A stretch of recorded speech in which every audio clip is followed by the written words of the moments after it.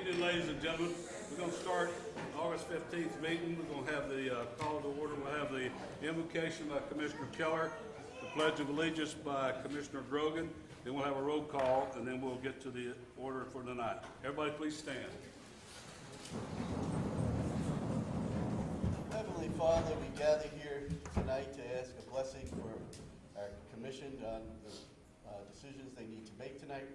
We ask a blessing on all of our students as they went back to school yesterday. Give them a good school year. Give the teachers a good school year as well.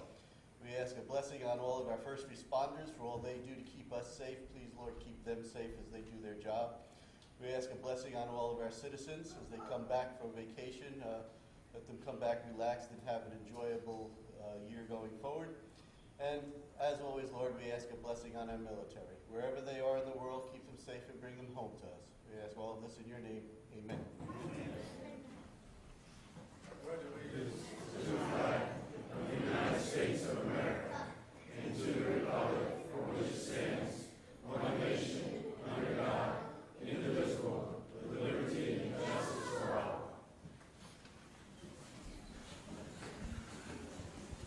Commissioner Grogan? Here. Commissioner Wilson? Present. Mayor Johnson? Here. Commissioner Furstner? Here. Commissioner Keller? Here. Thank you. All right, first thing we're going to do is everybody sees these trophies up here. Each one of us earned those for doing a good extra. Not. So what we're going to do is have the Miss Kristen come up, and I think with NY. All right, come on up to the microphone and tell us a little bit about it. Is this the class that John dances in? This is, yes. Good evening, everybody. My name is Kristen Keeley. I am the owner and director of NYC Dance. In 2005, at the age of 20, I moved from New York to Florida to open my very own dance studio, NYC Dance, right here in Ocoee, Florida. Very quickly, we outgrew our first location and had to build a larger studio. But we knew we wanted to be here in the same location. So in 2008, we opened our new studio just a few stores down. We currently have 12 staff members and both senior and junior assistants who volunteer their time working with the children week after week. Our customer base includes families from Ocoee, Winter Garden, Windermere, Gotha, Apopka, Claremont, and Orlando. In 2010, NYC Dance was named the #1 dance studio in Orlando, Florida by Nickelodeon. We are known as the top studio throughout Central Florida. We have won numerous awards for our choreography, and our dance company is also known for entertaining the crowd. We recently went to Atlantic City in New Jersey, and our team won first place national champions. They are also regional and national undefeated champions.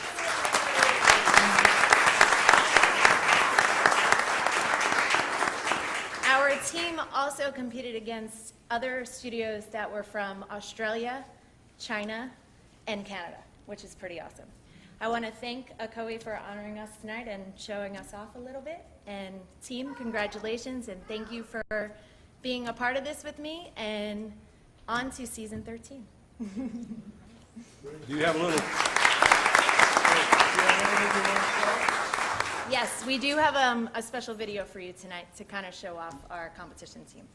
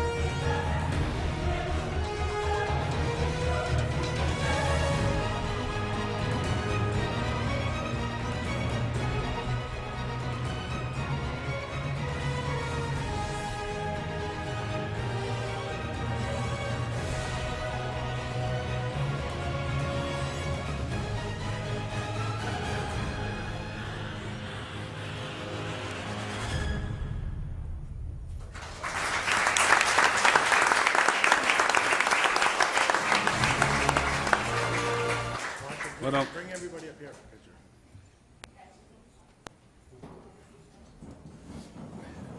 take pictures now, John.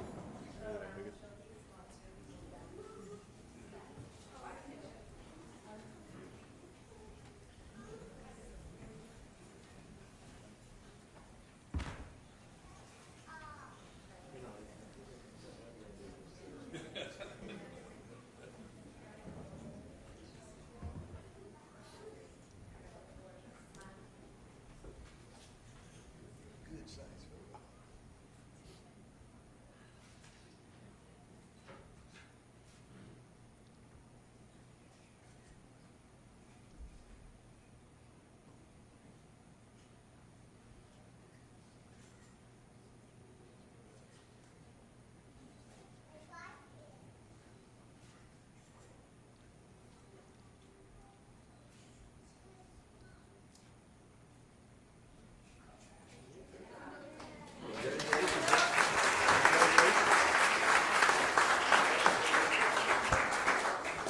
We'd like to thank you young ladies very much.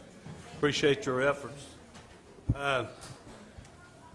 I was going to tell you my little granddaughter dances, but she dances in another town, so that's not. I have no control over that, though. Who's paying? Thank you very much. Huh? Who's paying for that? For Daddy. Thanks, girls. Thanks for coming. Thank you very Congratulations.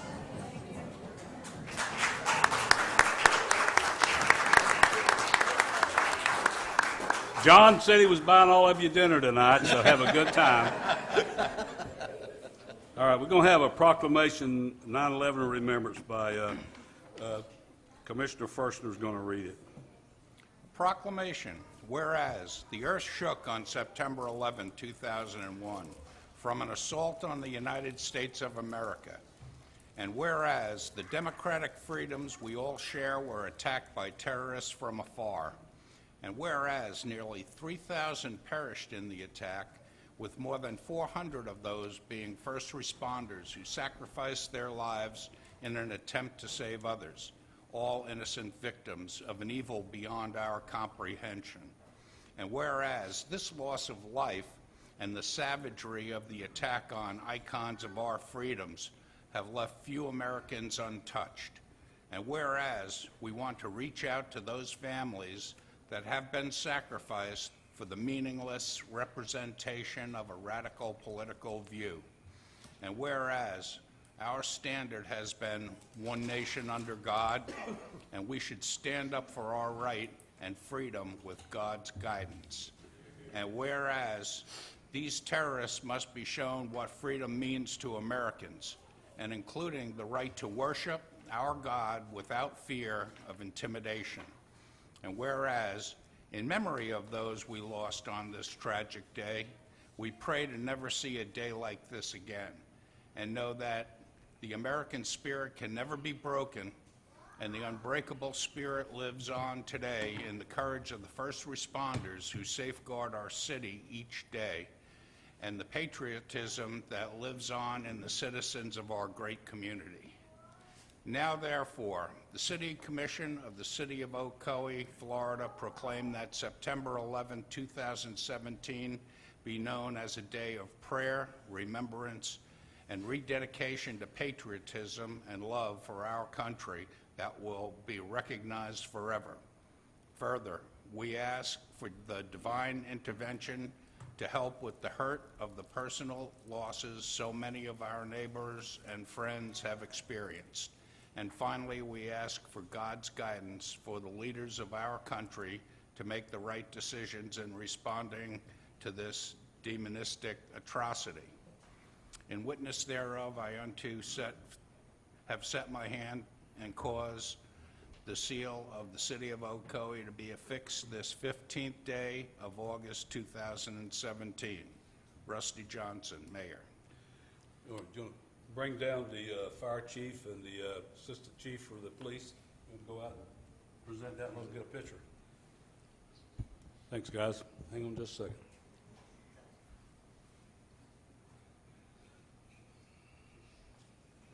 Our Fire chief is John Miller, and the assistant chief is Steve McCosker.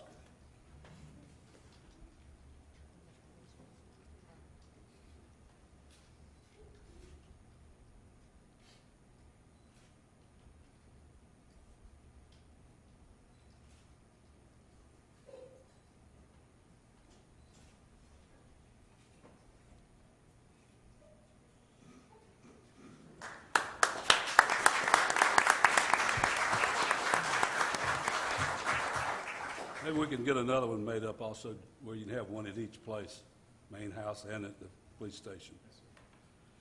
Before we move on to the other presentations, I got some certificates to give out to some people tonight that helped out for our National League of Cities. We had the Small Cities Council come in a couple of weeks ago from all over the United States. We had a guy from Kodiak, Alaska, California, Oregon, Montana, North Dakota, everywhere.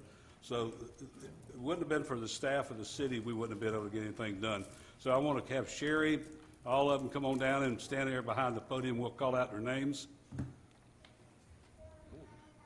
While Sherry's coming down, she's the major head general of the whole operation, I'd say. Sherry Seaver, she's only been with us about 50, no, that's 30 years, I'm sorry. She's only 28, so. But Sherry's the main right arm for us up in our commissioners and the mayor's office, and without her, I don't think any of this would have come about. And then she found all these, her and G's the other part of the main office upstairs, and they worked real hard, dedicated to the process we did over there, and I really appreciate it. I wish this was $1,000 checks instead of just a certificate, but that's not the way it is. But I just want to say that it was really amazing, and I got more comments back from the people all over the United States about you employees, and they said it was the most friendly, courteous employees they'd ever run across in the cities to handle anything like this. So we'll start off with, if you would, the commissioners come down front and let them come down, and then I'll call off these names, and then I'll come down there. Miranda Justice.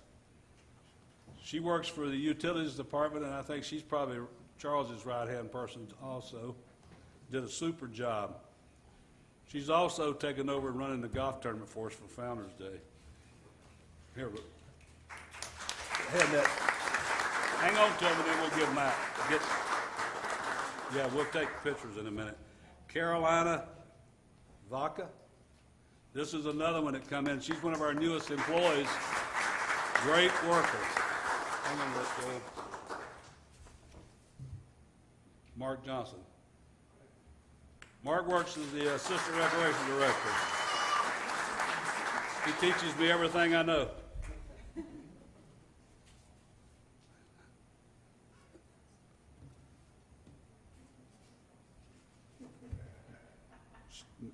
I will say that in Mark's Cup, Carolina works for him, and his staff run the Lakeshore Center and do a super job over there. They're doing a great job, and Carolina's the only one who knew how to make coffee right, so it was really great.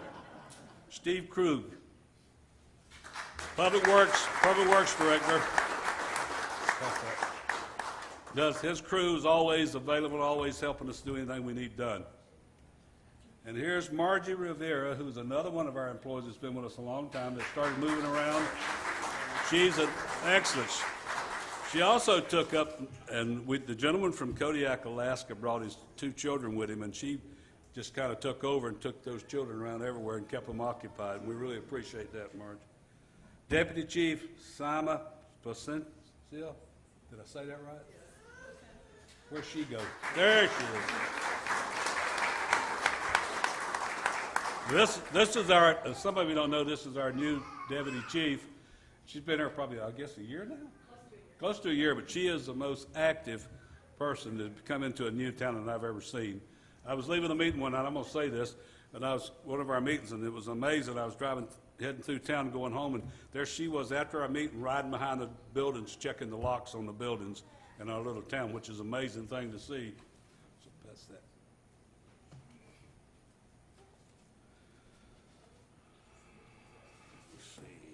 Chiquita. I call her G. Plus, we all holler at each other's names. I call her G or Sherry. It's always, hey. So G's been with us a long time too. I don't know, 17 years running up and running the city manager. She takes good care of the city manager and works with us as commissioners and the mayor. Does a great job and put a lot of time and effort into this participation we did there. Yes, ma'am. Brett Marvich. There he is. He's the guy that keeps all the microphones and the IT moving over there for us. And last but not least, Sherry Seaver. Like I said, Sherry worked a long time with and I know G was along with her, and our lady from Washington, D.C., Sarah Lindsay, and Sherry put a lot of effort and time with G up into that, getting this thing settled from Washington, D.C. We had to deal with the lady up there. So let's, everybody get their certificates and let's take a picture.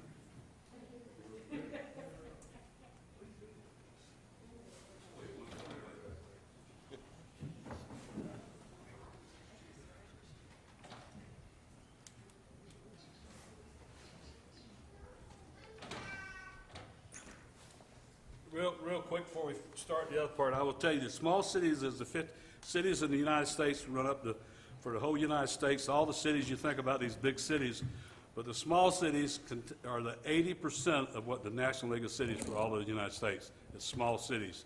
There's 50,000 or less. So we're still under that. We're around 43,000, I think, but there's even cities that's got 10 people. So it goes all the way up to 50,000. So it's a lot of effort that was put in by our staff, and we never could have got this thing done. And like I said, all our staff, the people, the directors, the police, the fire, the utilities, and all the departments, code enforcement, they all gave presentations at the event for 2.5 days. And really, it was amazing. Everybody was really interested because you never know what other cities do and what they don't do. This gives them an idea of just like our medical clinic. None of the other cities in the United States has that compared to what we do here in Florida, so it really was an interesting thing for them to see. All right, so the next is the Central Florida Film Festival, CenFlo, by Ginger Cook. Thank you.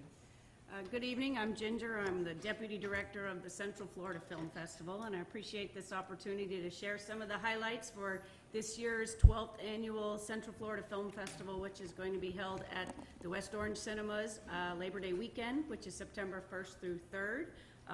We have over 70 films that we're going to be showing this year, features, documentaries, and shorts, and we have a little video here to show you the highlights of some of the quality of the films that we'll be having this year.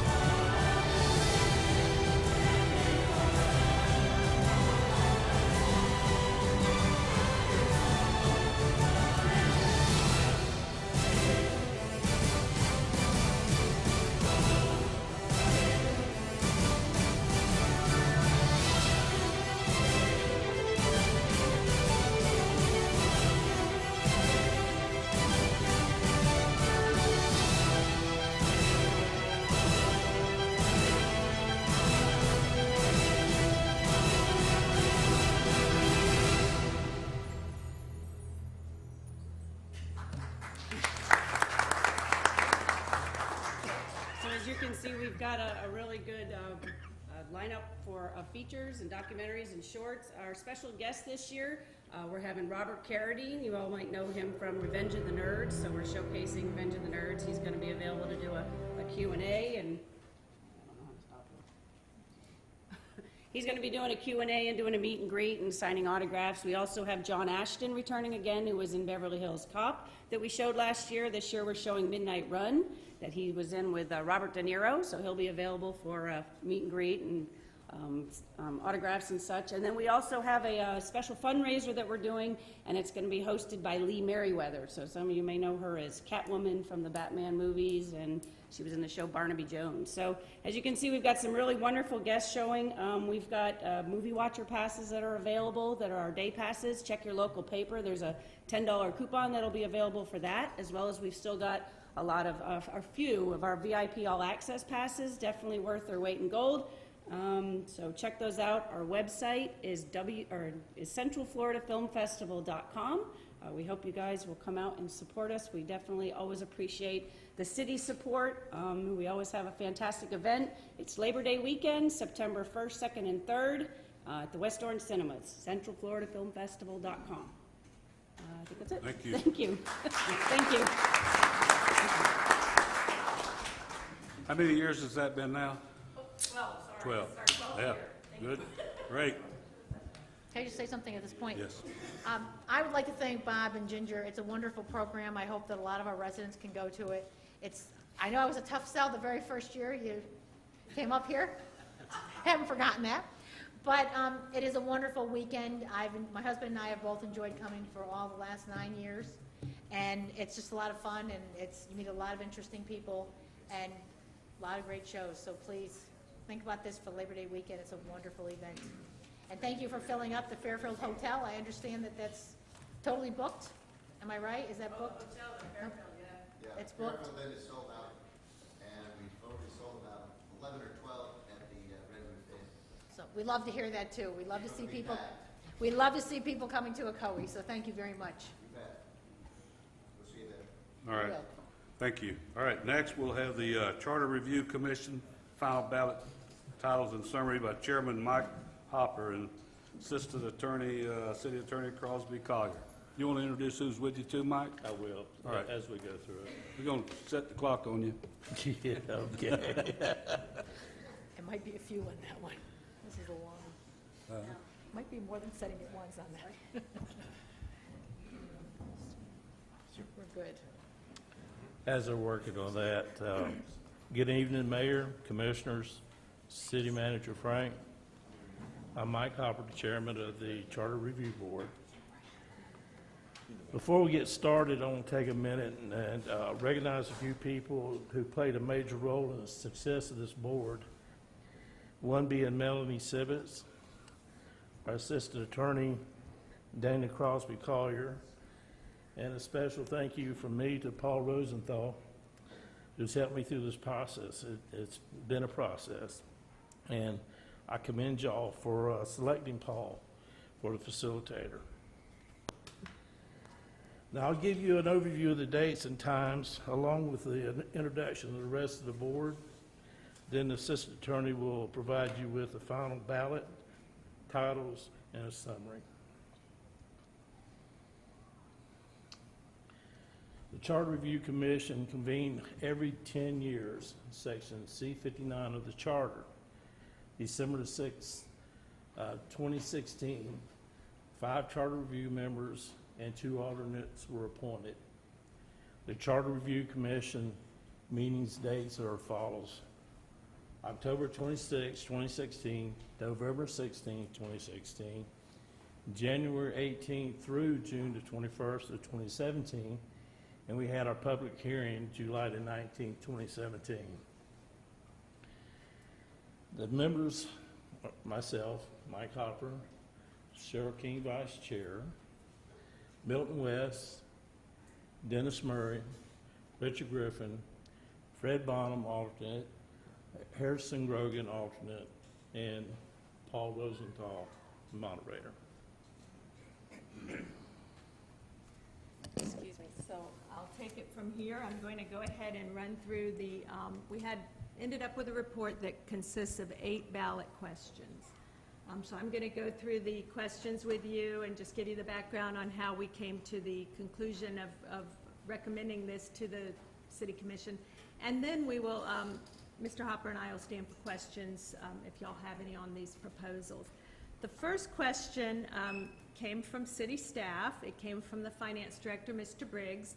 We were at a meeting one evening, and staff was there, and we were talking through some of the charter provisions, and we noticed that under our independent auditing section of the charter, there's a requirement that within 30 days of the beginning of every fiscal year that the city designate an independent auditor. And come to find out, well, sometimes we use the same auditor year after year. Sometimes it takes longer than 30 days. So staff asked us if we could support cleanup of this section just to remove the 30-day requirement. It'll still be done at the beginning of each fiscal year. It would just not have to be within 30 days of the beginning. So that's our big cleanup question that we had in your packet. The second is a substantive question. It would amend section C11 of the city charter to establish term limits.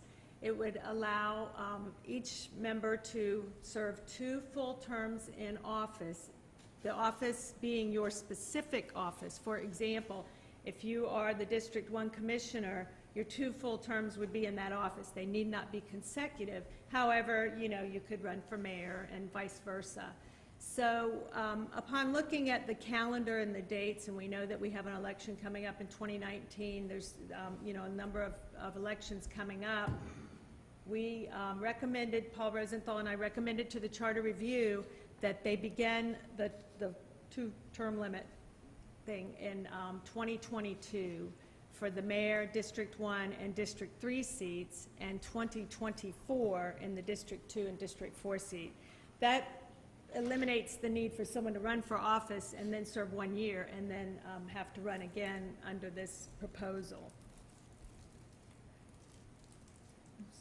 That was right, yeah. Question 3, this came up a couple of years ago when the mayor retired in the middle of the summer. And under our current charter, you have a period of time of 6 months that a mayor pro tem can serve in the event of a vacancy. So as you all recall, because we were all there, we ran into a big cost. We had to hold a special election, and then we had to gear up for another election, which was a regular election. Meanwhile, Commissioner Grogan was acting as mayor pro tem, which is how the charter reads. And then we were looking at the charter at that time and realized it wasn't real clear on him returning to that seat, even though that clearly was the intent. It wasn't written that clearly. So the Charter Review Commission took a lot of time looking at this issue, had a lot of discussion on it and debate, and took some public comment on this as well at our public hearing. And we heard from city staff, and we ended up coming to the conclusion that it's probably best that the mayor pro tem serve for a full 12 months if there's a vacancy in the office, up to 12 months before you would have to call for the special election or other activities that would require a new election. Also, in the text of this amendment, it's clarified that the mayor pro tem would return to his district representation at the time that the new mayor was elected. Question 4 was another one that was discussed a lot over the months, requiring future city managers to reside in the city limits. At the time the city commission hires its next city manager, this provision would kick in. And essentially, under the current charter, the commission can waive the requirement that a city manager live in the city limits. However, under the proposed revision, it would require that the city manager become a city resident within 1 year of the commencement of his or her employment. So once they take the job, and within a period of 1 year, they would have to move into the city limits. And it's in the proposed amendment, we've stricken the waiver of the provision, so the city commission would not be able to waive the provision. It would be a requirement. Question 5 is establishing 4-year terms for the mayor and city commissioners. Currently, as you all know, you serve a 3-year term. There's been a lot of discussion over the years about extending it to a 4-year term. We also looked at this discussion item in the context of your terms now and where you are in your election process and term process. And again, it seems to make the most sense if the 4-year terms kick in at the 2022 election for Mayor District 1 and District 3, and in 2024 for District 2 and District 4, and I'll show you a little graphic on that. So you're in your current term in 2018, we have D2 and D4. They would go ahead and serve their 3-year term for 2 more terms, and then in 2019, Mayor, D1, D3 run for election. Those elected officials would serve 3-year terms for 1 3-year term, and then at 2022 kick into the 4-year terms. Notably, the supervisor of elections spoke in favor of this, and it's something that we looked at city.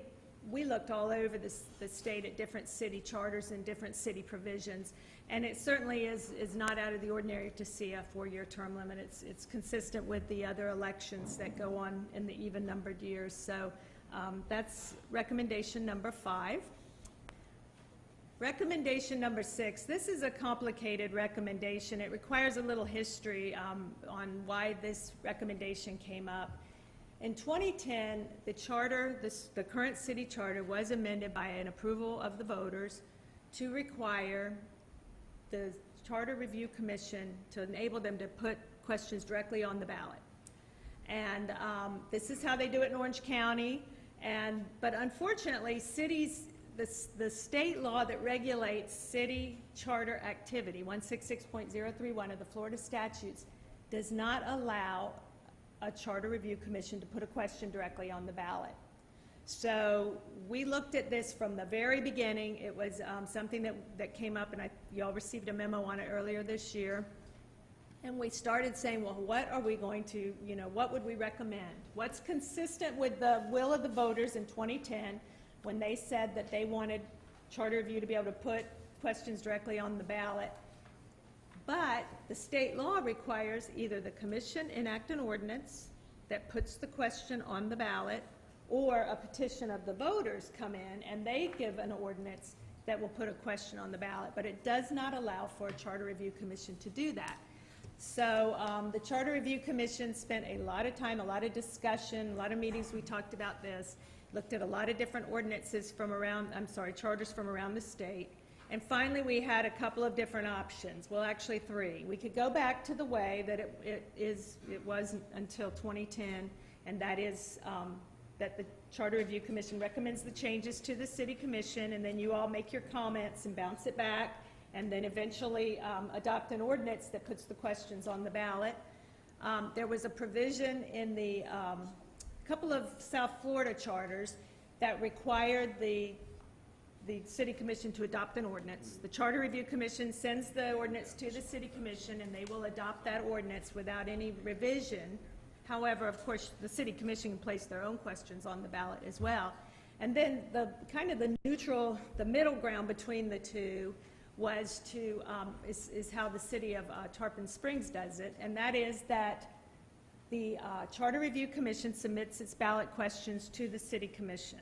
The City Commission reviews those questions and makes recommendations to Charter. It goes back to Charter with the recommendations, if any. There may not be any. They may all be wonderful. And then the City Commission would just approve it in an ordinance format. But they will send it back to Charter Review for review and approval. And then at that point in time, the Charter Review takes into account the concerns of the City Commission, decides yay or nay on each of the concerns and changes and revisions and such, and then ships back the revised ordinance, if applicable, to the City Commission, and the City Commission at that point must approve that ordinance for the ballot. So that takes the that's one way the City Commission can get the words of the Charter Review Commission straight to the people. However, you all still could enact an ordinance also with a ballot question that might be different from what that Charter Review Commission did. So there's always going to be the opportunity for the City Commission to suggest ballot language to the members of the public as well. So that one's kind of complex. That's the really complex one that we really spent a lot of time and struggled with a lot because of the current status of the charter. Ballot question 7 it's kind of a cleanup, but it's substantive as well. As you know, because we'll be talking about this in a little bit tonight, the Districting Commission meets every 5 years and adjusts the district commissions. If we meet at the 10-year mark, it's a census basis, and the recommendations are based on census count. However, in this mid-5-year period, we're looking at things like building permits and other information the city has on annexations and planning and such to determine what the numbers should be.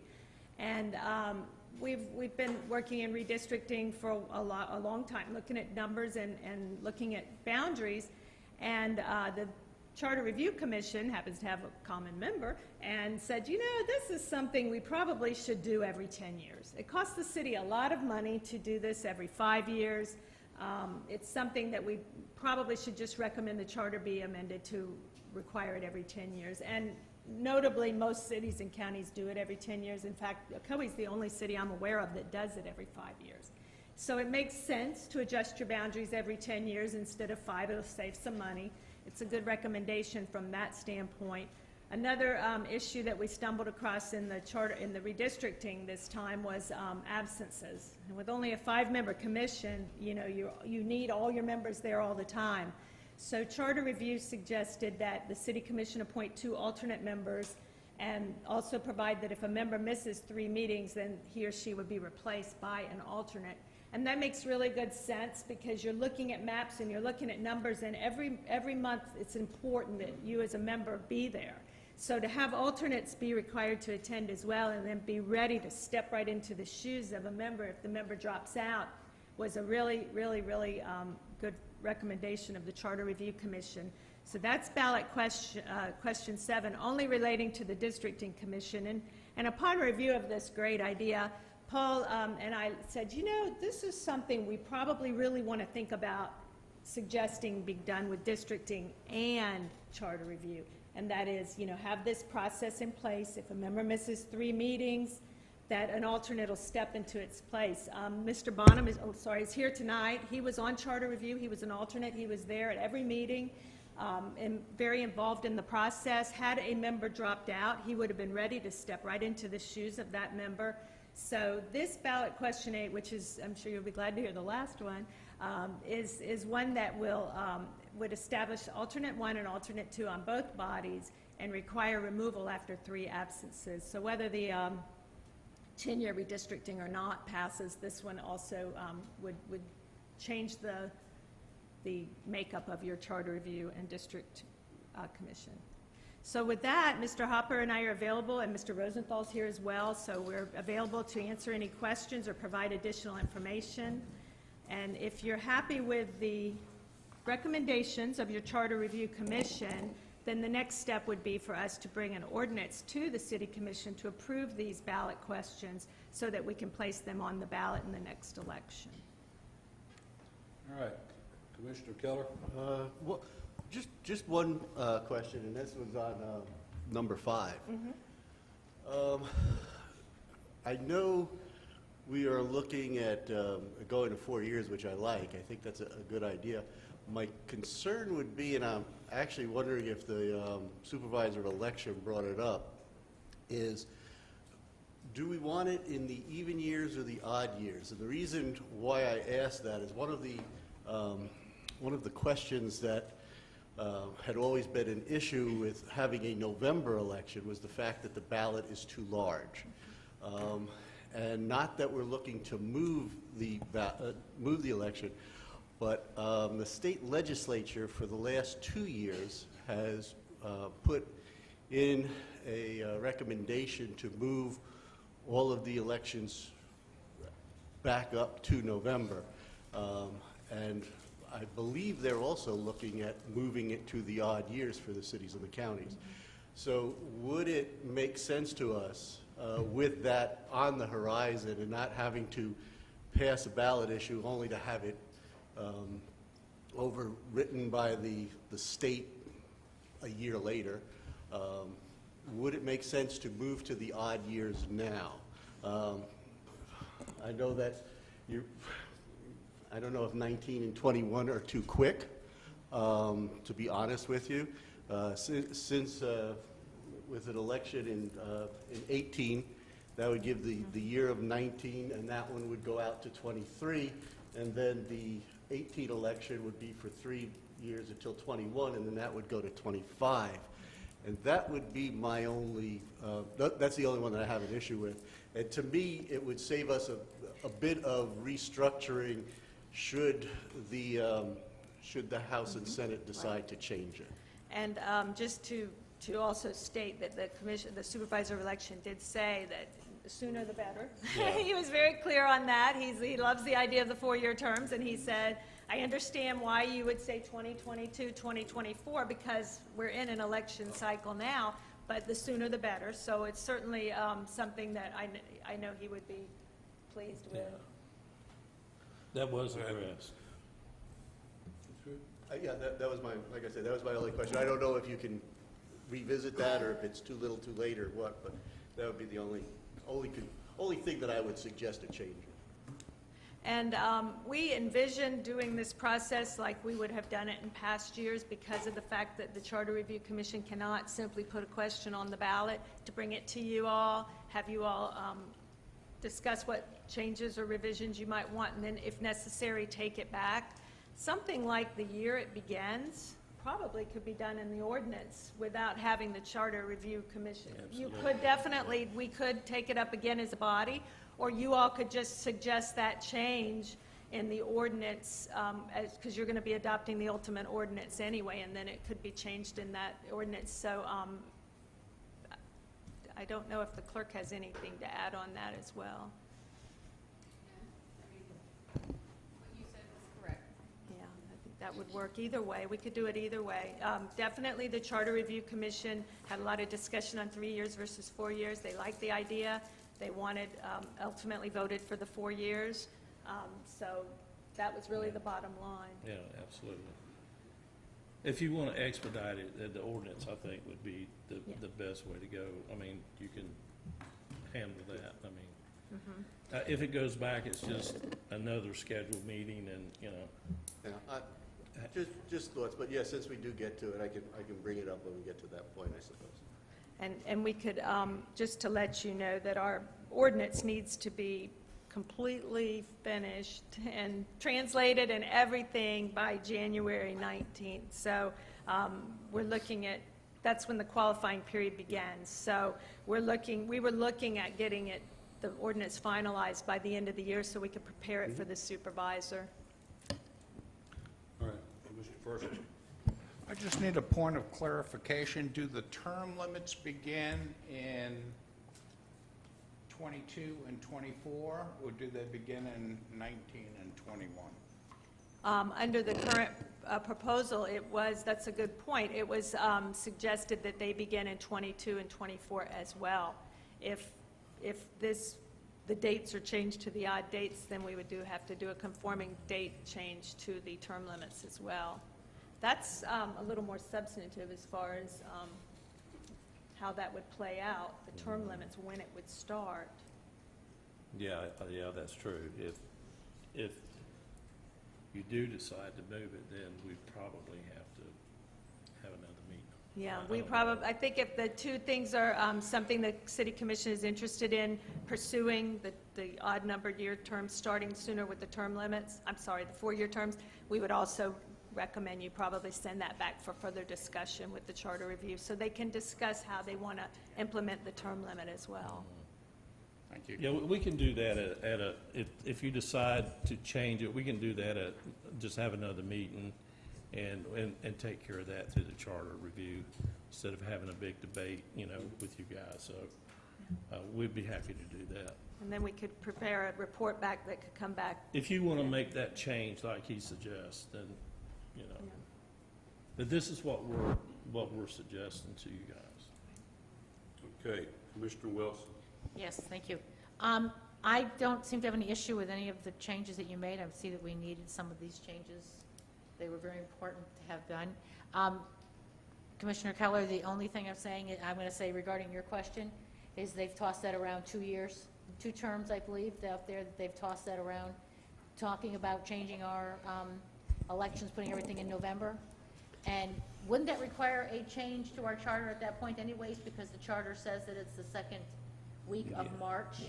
And I just think we need to fight very hard, because state legislature does not need to come down and tell us when we are going to have our election. Well, yeah, I know. So It's that's just another an one of issue. those home rule issues, but It is, but we fought Yeah. the last time, and I think we continue. That's the importance of Yep. being involved with Florida League of Cities, is that we have to fight those issues, because they should not be telling us what we should be doing when it comes to our elections. So I support you on this, and that's a whole other battle. Thank you. Yep. And if they were to change the law and require you to do it in November, then we would have to do it in November, and we would just be inconsistent with Our our charter own has been charter. Yeah, we would have to amend the charter next time around as a ballot question to conform to state law. But is that really a ballot question, or is that just a question that would come, as I say, before us to change it as an ordinance, because state law Yeah. has precedence over local, so that's the unfortunate part of Right, times. you would begin conducting your elections in November pursuant to the state law, and then I would research how we would exactly do the modification. I don't know, I've seen where court cases and such come down with charters, and then sections are just modified by an action of another body. So it would definitely be something we'd look into, But how I we, don't think we need to look into it until it actually Yeah, appears. no, I mean, we're we not won't gonna- look into it I till really it don't want to spend the happens. attorney, the fees on having an attorney check into this when No. nothing has been done, and we have no idea what Tallahassee is going to do, because no, we wouldn't look they do into a it lot of until things it's an that we- issue, for sure. disagree with. All right. Thank you. Commissioner Grogan. Yeah, just for clarification, if you submit this to us, there are multiple answers to a few of those questions that you had up there for us to decide on. How are we supposed to send it back to you, what we agree on, the best one that we think should be? Or is that change, or we make an ordinance on the one that we want to agree on? The, Um, all 8 questions are recommended to be ballot questions. They'll be phrased in a way that the voter, your charter requires they be phrased in a way that the voter has to answer the question, so should this so be those- adopted, yes or So the no? 3 different ways that want to be done are actually put questions on the ballot. They'll each for be the an voters to yes, pick sir, which that's one right. of those ways. Okay. They'll answer yes or no. Paul can help a little bit on that, too. Hi, Paul Rosenthal, facilitator for the Charter Review Commission. Welcome back. Thank you. It's nice to be here. A lot more traffic since I was coming here in the past. If you disagree with anything in this report, what you should do is give a response, which is voted on by a majority of the commission, and tell the Charter Review Commission. Okay? And then it will come back to them, and they can debate what your response is, and they may come back and say, well, we heard you, and great, we agree with you, or they may come back and say, we heard you, but we still don't agree with you, okay? But if you send the report back and you don't tell them what you think, and then they send it back, and then you have the debate, the whole idea is when you go through this process, when it ultimately gets back to you in an ordinance, Right. the debate's done. Correct. And you're supposed to adopt it. So you want to give all that feedback now, so that they can have another meeting. There's plenty of time to do that. This presentation wasn't such that you had to make a final decision on that tonight. It was the initial presentation for you to think about. So you may want to, as a commission, put this on an agenda maybe for a follow-up and action in the next meeting or two, and then give a formal response back to the Charter Review. They'll schedule a meeting, take into account your comments. That would be my thought on the best way to process it. Okay, so, again, for us to discuss it now that we have the input, we have it all on paper, and now we need to discuss it. Do we have a special meeting for that? Do we do it during a commission meeting? It doesn't matter, just as long as we all get together and, okay. John, I do want to say, just, this is the first reading of this, but we put a lot of time and effort in this, and we want to present this to you for approval. We're hoping that several of your commissioners were here. I would like to see you approve it, and let's move on with it. I do want to mention something in the 10-year, going to the 10-year, if you had a question about that. In the charter, there's a place that if you have any doubts about what's going on, you can call a commission anytime you want to. But we're just suggesting, instead of 5 years, do it 10 years. If you need to do it sooner, it's in your power to do that. So don't think that you can't call another charter review anytime that you feel that you need it. But we're sending this to you hoping that you'll buy into it. That's a really good point. Sure. That's a really good point. On this provision, you could call redistricting at any time on your order. That's an excellent point. Thank you. All right, you through, John? Yes, sir. Paul, was it 92 or 96 we did that other charter review that went out? Was it 92 or 96? I think it was. I don't remember. I would say that the there's year. two of the very same items that are on this Yes. one you've come up with is the same thing that went out in the charter we Well, the did. term limits have been debated before, because they were Yeah. previously 2-year terms. Yeah. And the debate was, And the years were in the same thing too. and the years. Term limits, I don't think, Yeah. have been debated Yeah. before. These topics have come up at every charter review commission for the last 15 or 20 years that Yeah. I've been involved in. But this is the first time you've had a charter review commission that's given you a recommendation to move forward with term limits. In the past, the charter reviews have debated them Right. and not made a recommendation. So what you're asking, Mike, is to have us you want to go ahead and have a vote tonight? Well, we're presenting to vote, as far as I'm concerned. You just don't But want to get if them you- more paid. No. I mean. They don't get paid for We it. really and truly spent a lot of time and effort on this. I know. And, I don't have any problem with it. I Now, don't know about, is it a consensus they would get tonight to move, to I put it as don't, an well, ordinance? city or lawyer has to tell us that. where's the- Yeah. I would suggest a motion to approve the 8 questions presented. Yes, no. We can revise the term or the term limit dates. Yeah, and I would like to at least discuss that, because I don't know how the rest of the, Rosemary, I know you think we ought to leave it with that, but I see two things. If we go with 4 years, first of all, this is on the ballot in 18, and Yes. I assume even though just districts 2 and 4 are actually up that year, it's going to have to be placed in front of all the districts. So District 1 and District 3 are going to have to vote as well. I don't see there being an issue with, if you have this in 18, saying, can we start the 4-year terms, if they pass, starting in 19 with the mayor, District 1, and District 3?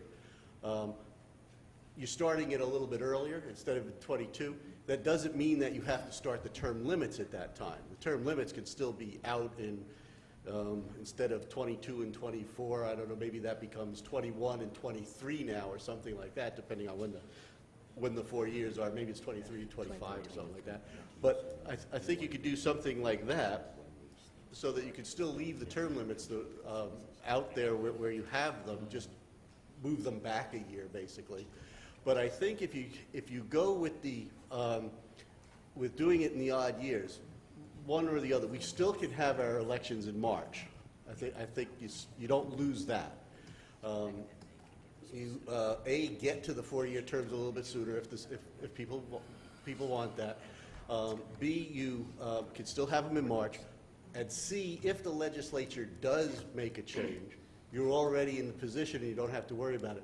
Understand, as someone who is up in Tallahassee and Washington every time we're up there in Washington or Tallahassee, pushing the home rule and pushing that what the cities say needs to stop being interfered with by the legislature. But I also know that we have to be realistic.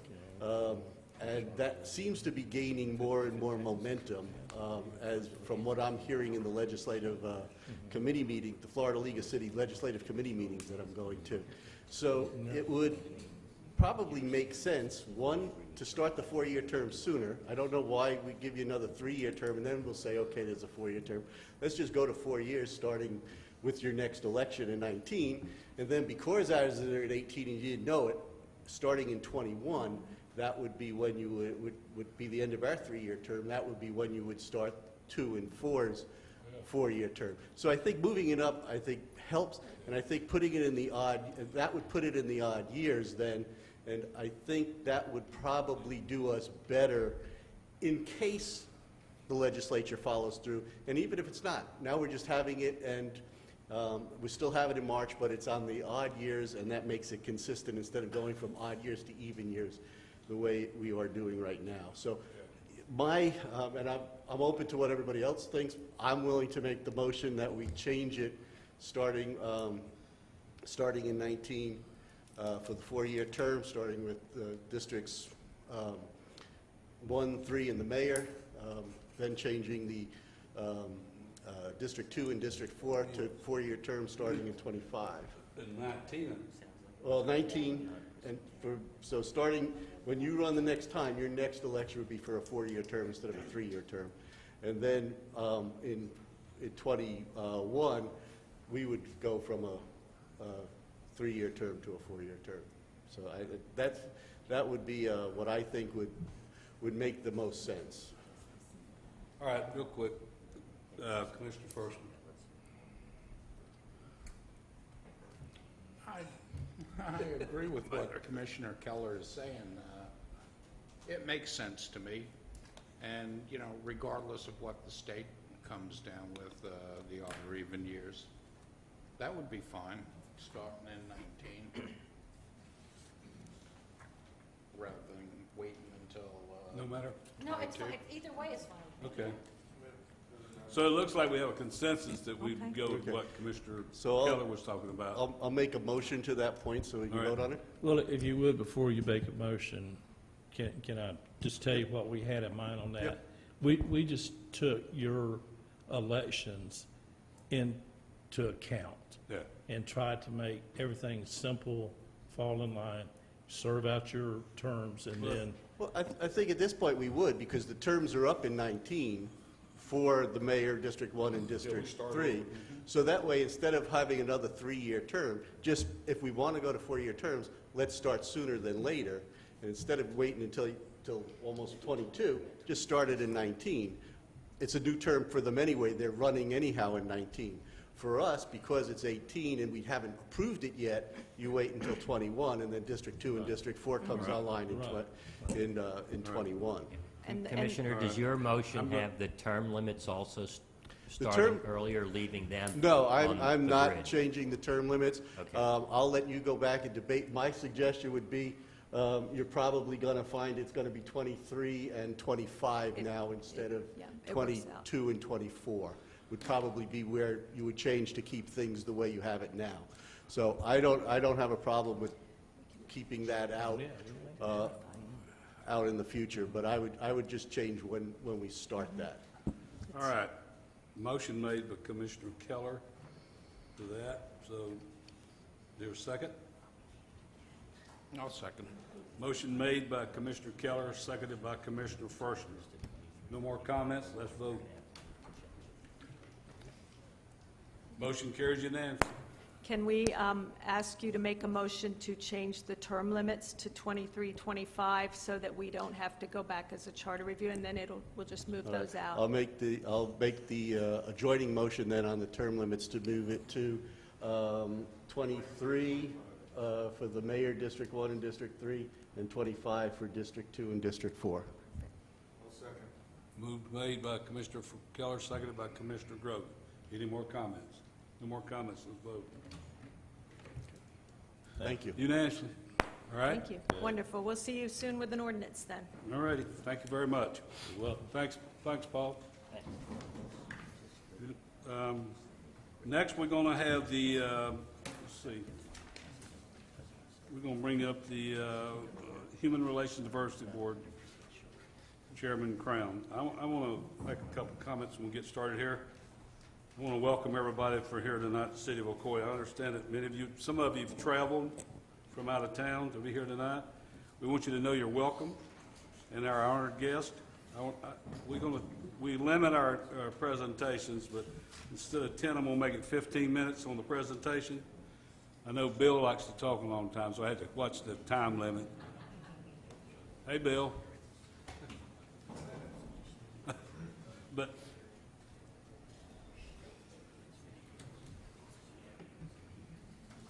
oh, yeah. And so we're going to bring up this Crown. Yes, sir. Bill, I'll get to you in a little bit, okay? We're already past what I wanted to talk about now. Huh? We're already past what I wanted to talk about. Oh. Well, we hadn't got to the comments from citizens yet. Okay, I mean,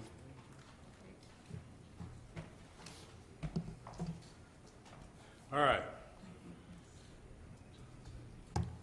Good evening, everybody. I'm Dr. Kathleen Crown. I'm the chairperson for the Human Relations Diversity Board for the City of Ocoee, and thank you so much for letting us come to speak tonight. The reason we're here, we have partnered with the Equal Justice Institute of Montgomery, Alabama, and what the Equal Justice Institute is doing is creating a remembrance project for lynching in America. And what we proposed, what I sent a letter in for the board, is that we would like to basically remember the folks that lost their lives during the Ocoee Massacre of 1920 after attempting to vote. So the Equal Justice Institute has partnered with us, and they are willing to provide us with a $3,000 marker to be placed in a site in the city of Ocoee to remember the folks that have lost their lives with this horrific event. And our first choice is going to be the cemetery site. Now, we thank the city of Ocoee for paying for the studies and all the testing to see. Could you stand a little closer to that, please? I can stand closer. Is that better? Thank you. Thank you. Okay, sorry. So we thank the city of Ocoee for paying for the testing to see if there were any remains in the alleged cemetery spot. There were none found, but that's still hallowed ground for many, many people in this city, and many relatives and friends of the people that were in this city. So we would like the Equal Justice Institute to provide the City of Ocoee and the Human Relations Diversity Board with a marker. They're willing to pay the $3,000 charge to make this marker. The text has not been determined yet. We're not speaking about that yet. We're asking for approval first for it. And we would like that placed at the hallowed ground at the cemetery site. The Equal Justice Institute is willing to pay for the installation, was roughly $300, if the City of Ocoee is unable to provide the funding through, we thought the Department of Public Works would be able to put it in. If not, they said that they would pay for it. This is Dr. Kristen Condon. She's from the Equal Justice Institute. I will introduce her also. Yes, thank you so much for having us here to speak to you today. As you'll see, the You have to give us your name and your address. Dr. Kristen Condon. And I convene the Orange County Equal Justice Initiative Task Force to put markers where all of the people who were lynched, when the lynchings took place.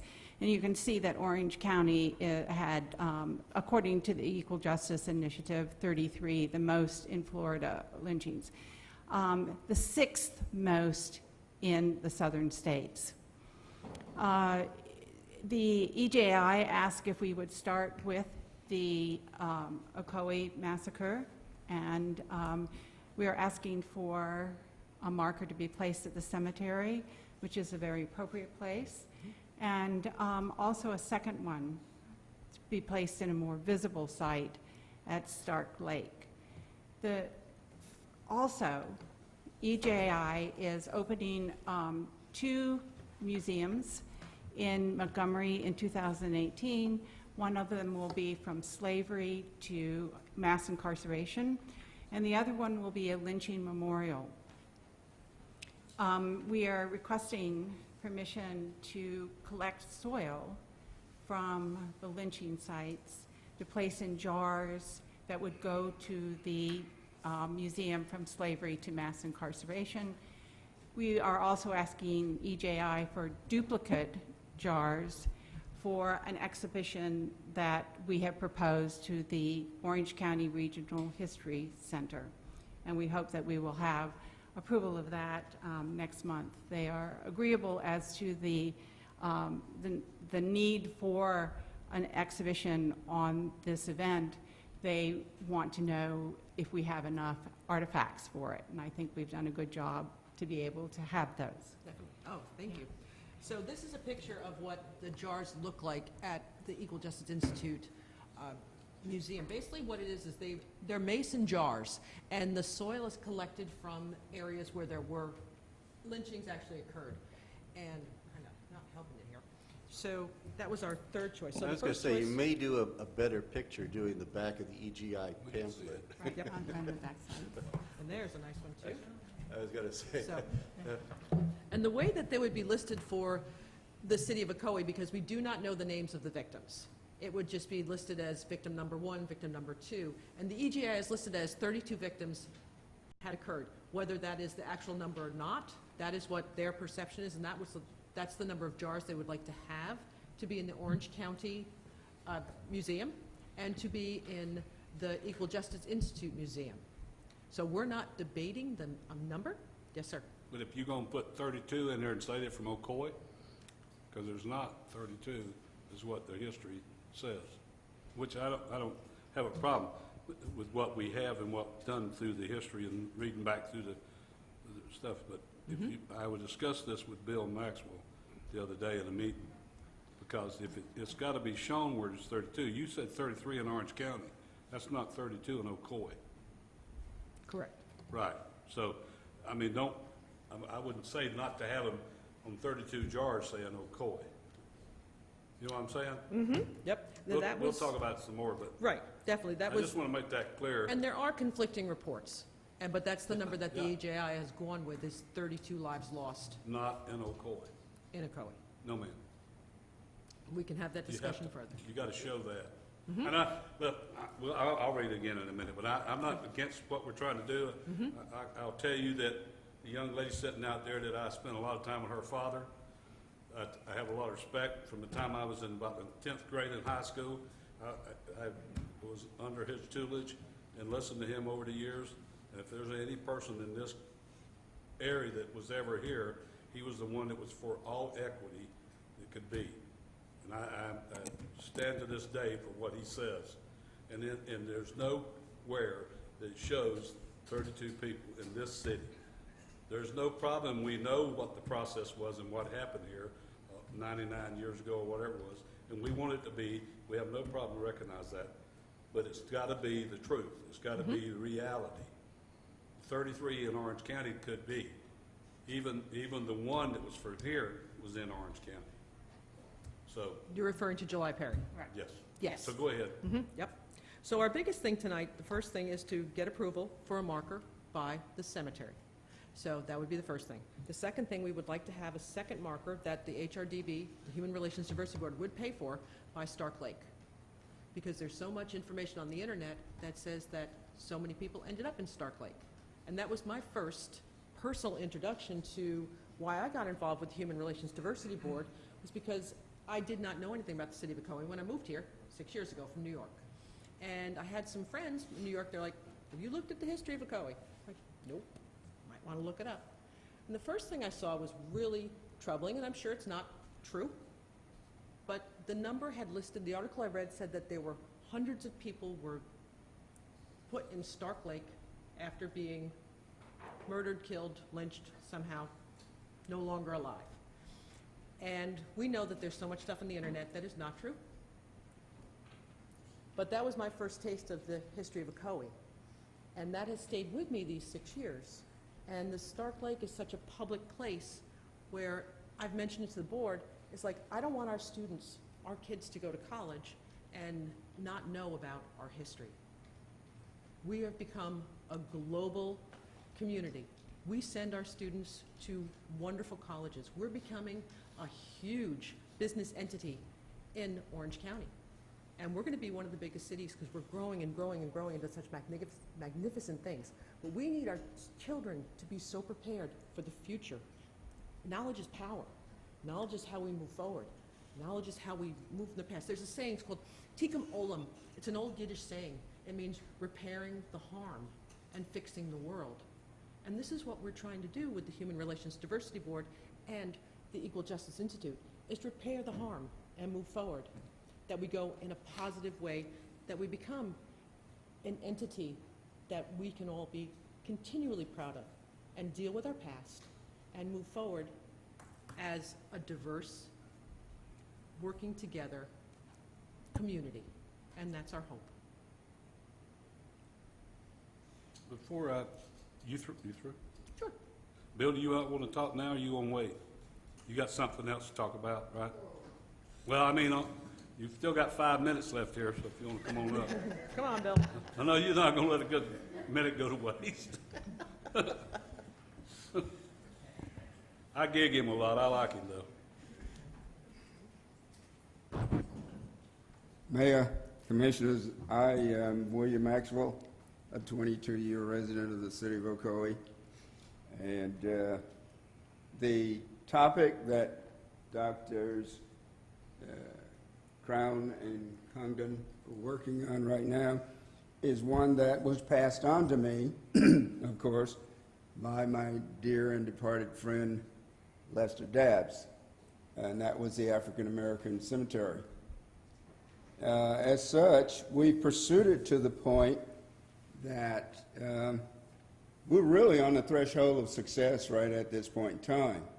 I understand that there's concern in terms of the number of lost souls that resulted from that terrible and tragic day, the incident of that day.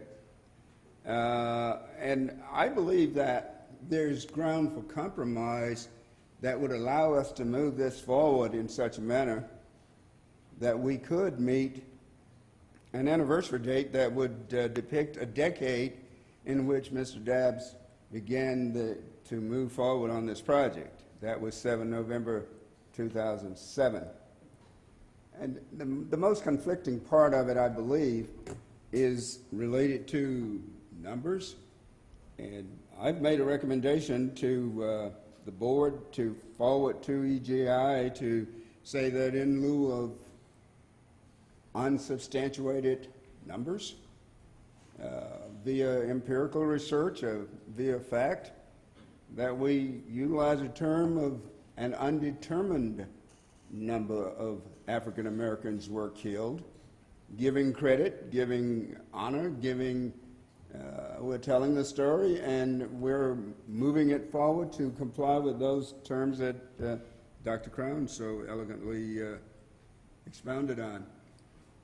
We don't really know how many people lost their lives there, and I really would love to see us be able to bring this ship to shore within a decade. We could do that by 5 November 2017. That it, Bill? On that topic, yes, sir. All right. Go ahead. I kind of got this printed out a little bit. It gets stuttering around anything. Like I said, once again, I would like to just say that this town is, I want to do this with the deepest amount of respect because, first of all, I want you to know that we are proud that Ocoee can say that it has moved from one of the most unthinkable periods in our nation's history. Our city now is a melting pot of all races, genders, and orientations, and everyone is deserving of respect. Our staff has researched this topic extensively, and we have spent considerable man-hours and still have come up short on many of the facts. We are happy to work with you to establish what the facts are, and when we've done that, to agree on a plan of memorializing these events properly. We currently are underway with a downtown master plan build-out, which includes a complete makeover of our lakefront park and City Hall campus. But I would like to, with consensus of the commission, propose that we allow staff to look at this issue and designating a location that meets those needs best and come back to you at a later date with that information. So without objection, I'll ask the commission, I would propose that we direct the city manager and staff to come up with some options, and then we will hopefully have a better idea of where to put the memorial. Again, we want to thank you for being here, but I like Bill, Mr. Maxwell, would love to see it out where Lester, and the hallowed grounds we've talked about, where it's at. May you? Okay. There was one other topic, sir, that, not a different topic, but an addition to that. In some of our extended research and in following the request for the establishment of 2 locations and 2 markers, I believe that second marker should be contingent upon whether or not we can properly identify that there were veterans that were victims of this event, and that the existing idea and the memorialization that is planned to be incorporated into the Memorial Garden in year 2020 would be one, in my opinion, would be a conflict of interest or depiction.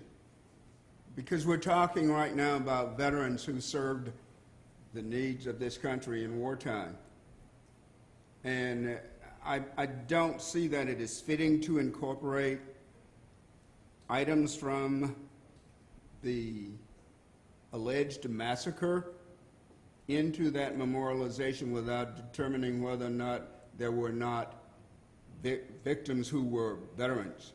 To that end, some of our research has turned up a fact of about 5 or 6 veterans who did serve in World War I, honorably discharged in the time frame of 1918 to 1919, and I have names and serial numbers and ranks of 6 of those individuals that I would think that we would want to do more research on to determine if any of those individuals were victims, but they did list their home of record on their service record as the city of Ocoee.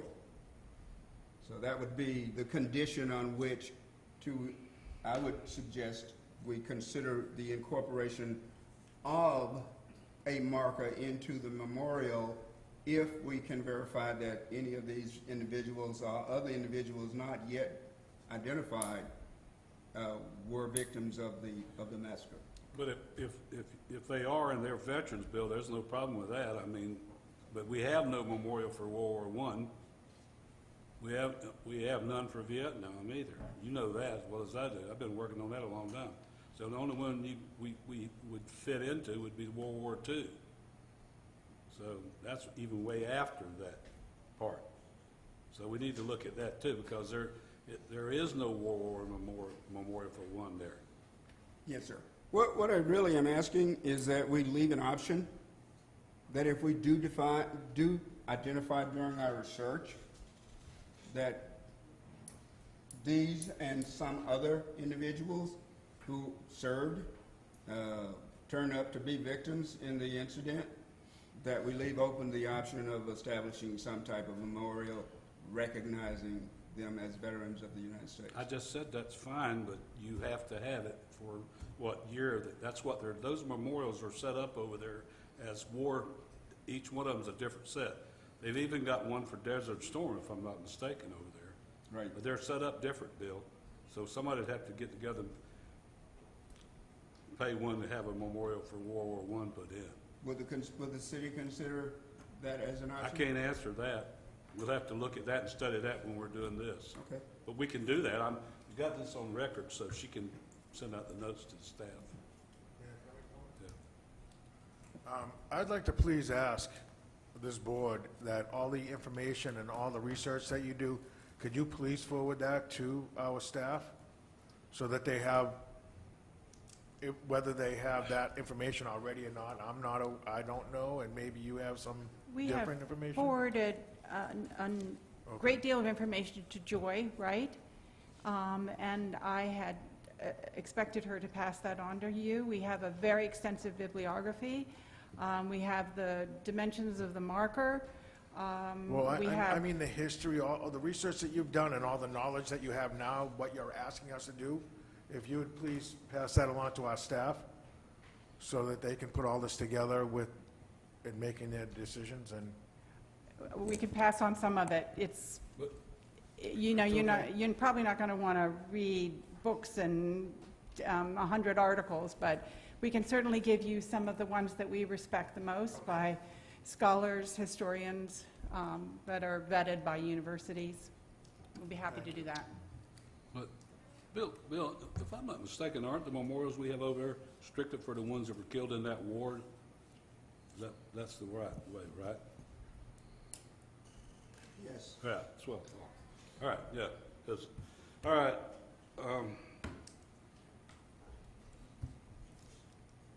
We need to give the staff the ability to go back and research it and figure it out, because I think there is a amount of money that's come up to be spent on the cemetery. I don't know if it's ever got approved yet. We're in the last stages of the budget again, so we'll be doing that September the 6th. I think September the 6th. So, what do you want to do? That's what I asked. So y'all got to tell me. I have a question. Yeah. Are you, at this point, from the reading that I did, you're asking to put the monument at the cemetery? And one at Stark Lake? Yes. The concern I have with Stark Lake at the current time is because we're going to be doing some extensive work at Stark Lake, and it would concern me to put something there to have to move it. You see what I'm saying? And I think what Mr. Maxwell is asking, he wants something done by November 6th, when Lester and you started this project, correct? I mean, it would be a great 10-year celebration of all the work that you have done, and you've been very involved. Is the first step putting the monument at the cemetery? Correct. And that's what you're asking for tonight? Well, we're asking for the first step to be the marker at the cemetery, the second step to be a marker at Stark Lake, which we at the Human Relations Diversity Board would be willing to pay the $300 to move the marker should it have to come out for any kind of renovation around the lake. Okay, so you're asking, let's just clarify it, because we've had a lot of discussion here, Yes. but And what would that be on that one? That what would be the wording on? We have not determined the wording as of yet. We did not agree with the wording that the Equal Justice Institute sent to us because it did not have a positive ring at the end. Because as a board, we feel that we're going forward and we want to move in a positive manner. So we want the wording on the marker to be something that, okay, this is what happened, this is what we're doing now, and this is where we're going. And we're a great place to live, and this is where you want to be, and this is where you want your company to be. So we did not speak about the final wording because there's so many partners involved. But first thing we want to do before we went into that rigorous debate was to get permission for the markers and then go into the wording and then bring the wording to you folks after the board itself and the Equal Justice Institute has determined on something, and then we'd come and bring it to you for approval. Bill, did you read Lester's? I have read Mr. Dabbs's 46-page thesis half dozen times. All right, did it say anything about 120-something people or 100-something people in Stark Lake? I don't recall. No, I didn't think so. I think I would, part of what you said is what we need to do. We need to go ahead and approve the marker, the memorial up at the cemetery. Then we'll address the other issues when the staff, we research the other part of it. is it what you're at, and I'm just, please, the last, just a clarification. It's the approval of the marker, and then for them to come back with the wording. Yes. Because Right. I would like to see the wording At the before. cemetery? And I would like to see the wording before Either one. anything, either, We're only talking about the cemetery okay, now. because, okay. I would like to see the wording that, because you're saying there's some conflicting opinions I think here. the commission should And- approve of the wording. I think the wording, I would like to see the wording when you resolve that issue. But if you're asking for the monument to go into the cemetery, personally, I have no problem with There's that. but I one would there like to see the- already, isn't there? Isn't there one there? We There's have- something there, I know. Yeah. I've We seen it. did it, yeah. Yeah, We did do something. If I may, certainly. in November of 2007, the city dedicated or allowed the dedication of what is now determined, or was determined at that time to be hallowed ground. Ever since that time, we have made reference with anything related to the African American cemetery as being that designation, that location. I know that the history, that EJI wants a beacon on a hill, and justifiably so. But I don't think it's within our means to reinvent the wheel when the city has already determined an area. We found 2 headstones in that area. We're talking about doing it up there, Bill. We're Yeah. not talking about not doing it there. Well, I was responding to whether or not we were going to do that marker, and, can we agree on the fact that we're going to do that, and we'll get back to you with the language? That's what she said. The That's what- language that we're going to draft and send to EJI, we're not going to let somebody who doesn't really have a hands-on for the situation dictate that to us.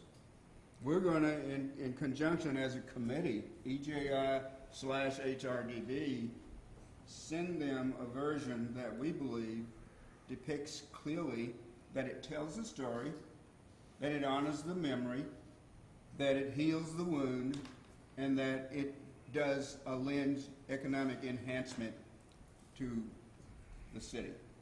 That's our objective. That sounds like what, What she said. What's already there?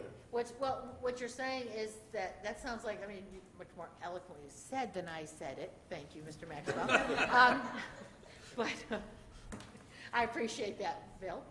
But All right. that sounds like what we're already discussing, except the Stark Lake one, I would prefer to table because I'm concerned We'll address that when we do that'd be with the addressed park. I think when when our master plan comes through with the plans for downtown, the lakefront. And if I may, the reason that we had brought up the Stark Lake marker was because when we're looking at the time frame, we'd really like to have the markers in place before the 100th anniversary. And it looks like with the way the master plan's going, that you'll be starting it that year in 2020, but it may not be done in time. But we also have to make sure is exact and right. Not just to put one there to say that and then it not Nope. be. Everything that we do Yeah. will be is thoroughly researched, completely Yeah. vetted. We've got, what is it, 5 years to figure that out before that 100-year marker comes. Well, 2022, 2020. is it 22? November 20th. 20. 2020. I'm 2 years behind. We have 5 years for the Yeah. master plan for the. Yeah, Right. master plan. 5. So that's- We got 5, taking That's 5 why years we to were do the master plan. leaning towards having something Yeah, on we Stark got, Lake, because it could be 5 3 years. years. 3 years. But see, the situation that I'm concerned about Stark Lake is we want to place it in a place of, and my concern would be a place of honor. I just don't want to put it somewhere when you know that when you start a project, things go into, they're in a state of flux at times, because all of a sudden you get into this and you find something has to be changed. I don't want to see a marker put down there, only to spend money to have to keep having it moved around. I think that a marker that goes at Stark Lake, if it's going to go there, it should be placed there All right, and left there, and not continuously moved. all right. But- We've been on this thing way more. than Mayor, what I if I make a quick comment, with putting the first one there, we will have one in place either on or before the 100-year. So I think we can still get what you want in the way of, hey, before, here's what happened 100 years ago, and with the right wording, I think you've met what you're looking to do there. I think the second one, holding it off until we get done and then putting it in a proper place, I don't see an issue with. I think that's the way to go. And then the other marker, I believe, which we already have, is the one that's going to go over by the memorial, which is totally a different. It's very different. It's Yeah, a gravestone. It's a different, yeah. It's And it to- doesn't talk about the Ocoee Right, massacre. and that's what I'm saying. So we already have something that's going into the memorial park. So I don't know that we need to have this come up as having that marker in the memorial park. I think somewhere along Stark Lake, if that's where it's decided, would be good. But I think what we want to do is just have the one for right now, so that we can meet the 100-year honoring, and then we can put the second one on at a later date when we know the place and we're done with our construction. So, And come up with Yeah. what's going to be on. Yeah. what we Well, do. that we're going to have to do for the first one, so we're going to have Yeah, to come up with what it is. is that a motion? I'll second it. That was a motion. Motion, That was a motion. It wasn't a motion? Motion, Joe? I'll do that as a motion, yeah. With the wording coming Yes, back to us. with the wording coming back to us. I'll be happy to second that.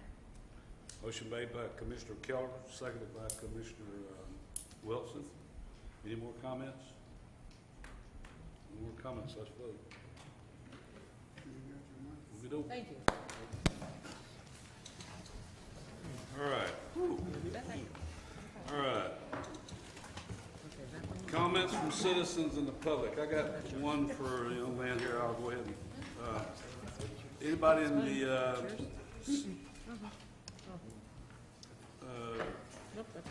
citizens have any comment? Thank you. Thank you very much. Thank you so Thanks for being here. Thank you. All right.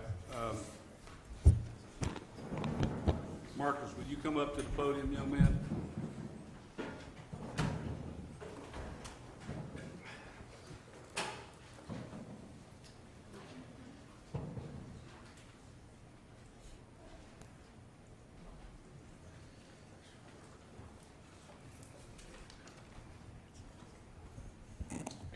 Marcus, introduce yourself and give your name and your address, please.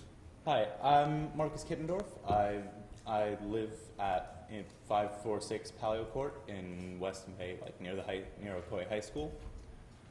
I've come to talk about my Eagle project that I've recently completed at Ocoee High School. Where can I plug this in somewhere? I have a presentation. Al, did you get lost? I think you went out with the group there. I can tell him while we're waiting just to show it. What, you want to just tell him what it is? Yeah. The point of my project was to honor the heritage of Ocoee High School, and while also beautifying the campus. I have the flash drive right there. So what we did was, I talked to the principal originally about doing a project at the school. I wanted to help the school. She said there was a crest from the original Ocoee High School, which was built in 1925. It was taken off of the building when it was taken down in 2000, and then when the new school was built, it was brought over. But where it was in a place, it was kind of neglected over in a corner where no one really knew what it was or why it was there. So what we did with my project, Is that by the ball field, where you turn into the ball field? yeah. So what we did was we took the crest and moved it up towards the parking lot into a planter, and we put a paver area in front of it, and we also put in a themed plant bed with yellow and black plants for the school's colors that they spell out OHS, and we also put in a pathway from the parking lot to the sidewalk for the teachers, because we could see that they were having to walk through the planter and the mulch all the time. So, like, from the wear on the mulch. So we decided to put in a pathway for them. I think it's that top, So it would be that top directory there is the Eagle project.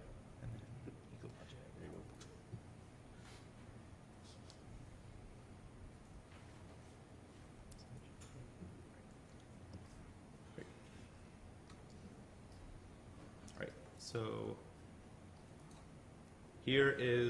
that's the crest where it was, and you can kind of see there it's out in front of the school. That's the area before we put it in, where we put it, and you can see there's not a whole lot going on there. So we moved all the plants that are there. We moved into another emptier part of the planter. That's us digging out the area for the crest and the pavers. And that's where the walkway went. You can see the orange lines that we had laid that marked out where the pathway was going to be.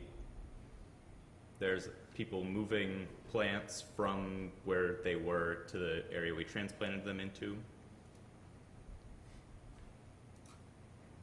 And more digging, moving plants, making sure they're in properly. Here we're laying these posts that you see are what's up against the back of the crest to hold it up so it doesn't fall over forward. because it's really heavy and solid concrete. So the concrete mixer was for laying in concrete for the posts. And this is I talked to the mayor and the Public Works division, and a few of them came out and helped move the crest with their equipment. And I'd like to thank you guys for that, because that was extremely helpful. There was no way we could have moved that without heavy machinery. And there's transporting it. And you can see they're working on the plant bed where, like, it's going to spell out OHS. You can see the letters coming in. That's the finished pathway. And that's just sweeping off the paver area with the crest. And that was it on Monday, as the day school started. And this is a picture of what we'd like. We'd like to get a plaque to go in front of the crest to dedicate it and to kind of just honor the history of the crest and Ocoee High School. Did a great job, man. Good job. Very good. So, I know that Steve Krug's staff and Steve Krug Public Works help expedite getting that put in. I know Steve's a big Boy Scout supporter, which is so am I. So, what you need, I know you spent some money there, and I know you covered part of it. But you need part of it covered, right? Yes. What was it? $600? You told me. Or With more. With some of the extra costs and stuff, we ended up 800 would be as much as we'd need, but 700, 750, that would be a big help. I can't make a motion, or I'd make the motion for 800. Somebody. I'll make your motion. I would say. I'll make the motion. You want it for 800. Motion made by Commissioner Keller for 800, seconded by Commissioner Grogan for 800. That marker was on that high school up there, and there's another one. We have another one up at the Public Works Department that's been sitting up there also. So I know Al Butler and I looked at this thing a while back. I don't know what happened to Al, but we have drawn up some plans. But you've done a great job with what you've done, and I know as a past one of the only ones around here that's sitting in here, and Mr. Hopper, that graduated from the Ocoee High School. I truly appreciate it and appreciate your effort. So, anybody, let's vote. So what you need to do is come by City Hall. Rod, how do we need to do that? Who does he need to see? I can get you a check in a couple days. He'll get us a check in a couple of days, and we'll call you. I'll let the young lady down at the thing there turn this over to our secretary upstairs, and she can call you and have you come pick the check up. All right. Thank you very much. Thank you very much. Great job.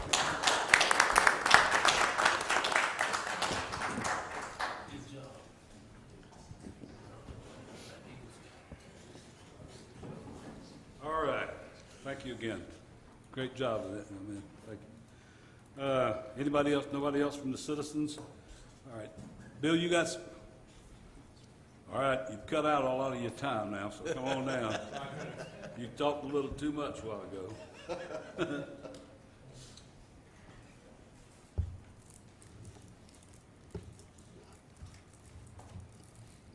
he's pulling out his speech.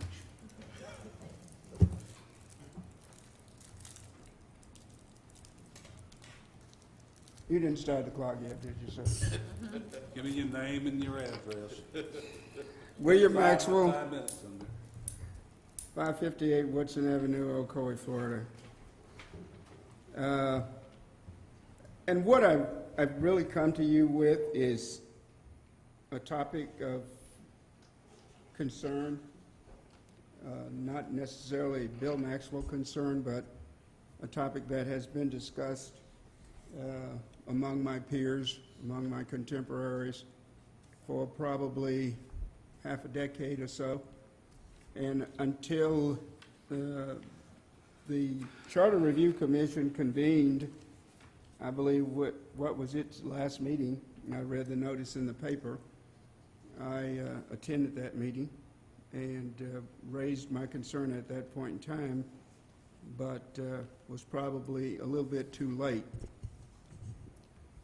And it's a topic that I would address sort of in the tune of voting restrictions as imposed by the existing city charter, predicated on the fact that it's my understanding in the budget reviews that I've attended that as a resident taxpayer, our taxes levied into the general fund of the city's budgetary process, and those funds are therefore distributed to where need might dictate they be spent within the city.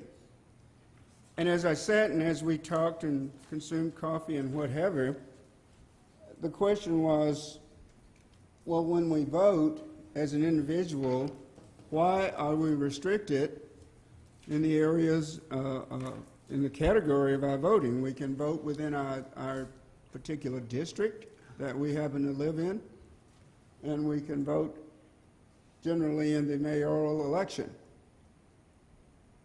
But we have nothing to say in any of the additional election process as it related to city officials who are actively engaged in decision-making with the disposition of the funds. So the topic came up, are we paying into something and we're only getting part of what we're paying for? Are we, what is the situation and why can we not vote for a commissioner in District 3 or District 1 or whatever the situation might be? I've never really clearly understood that. It's not clearly pointed out in the city charter, and that was my rationale for bringing it to the Charter Commission. What you're asking is Why do we have districts? why you have districts? No, I'm asking, why can't I vote for, That's districting. If you want to vote for any commission. I pay taxes generally. I know, Bill, but I'd like to the be able to. citizens voted it that way. Okay, but that's also C11, I believe, in the city charter. And I'm asking, why can that not be looked at as an item to be placed on the ballot to allow the, Well, you could go to the charter review and have them, if they want to put it on there, if they put it on there, it would have been on there. Did you go there and talk to them about it? I came to the last meeting, Well- and unfortunately, they had already formed their list to present to you. But that was put in by your dear friend. One of the major things he wanted was districts in the city, Lester, Mayor Dabbs. So that's why that happens where you can't,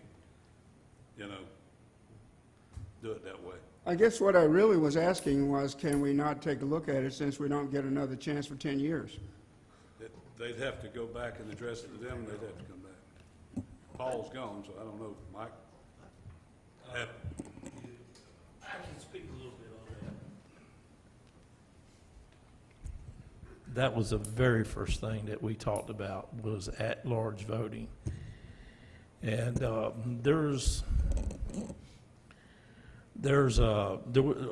quite honestly, there's just no discussion about it. But you're right, we talked about over coffee and stuff like that.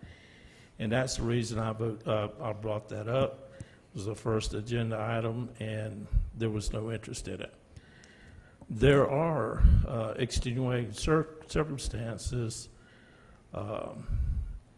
Don't know them all, but the reason districting was put into place had to do with minority voting. And so that was the reason, and so we decided to not go any further. I don't know where that information exactly was, but that was part of it, minority voting. And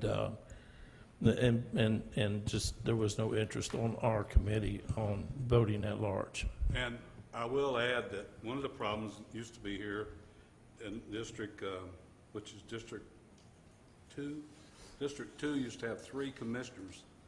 When it was at large, there was 3 commissioners lived in Sleepy Harbor that was sitting on the board. out of 5. Where'd all the money go? That was one of the problems. Yeah, when you have the at-large voting, that is one of the issues.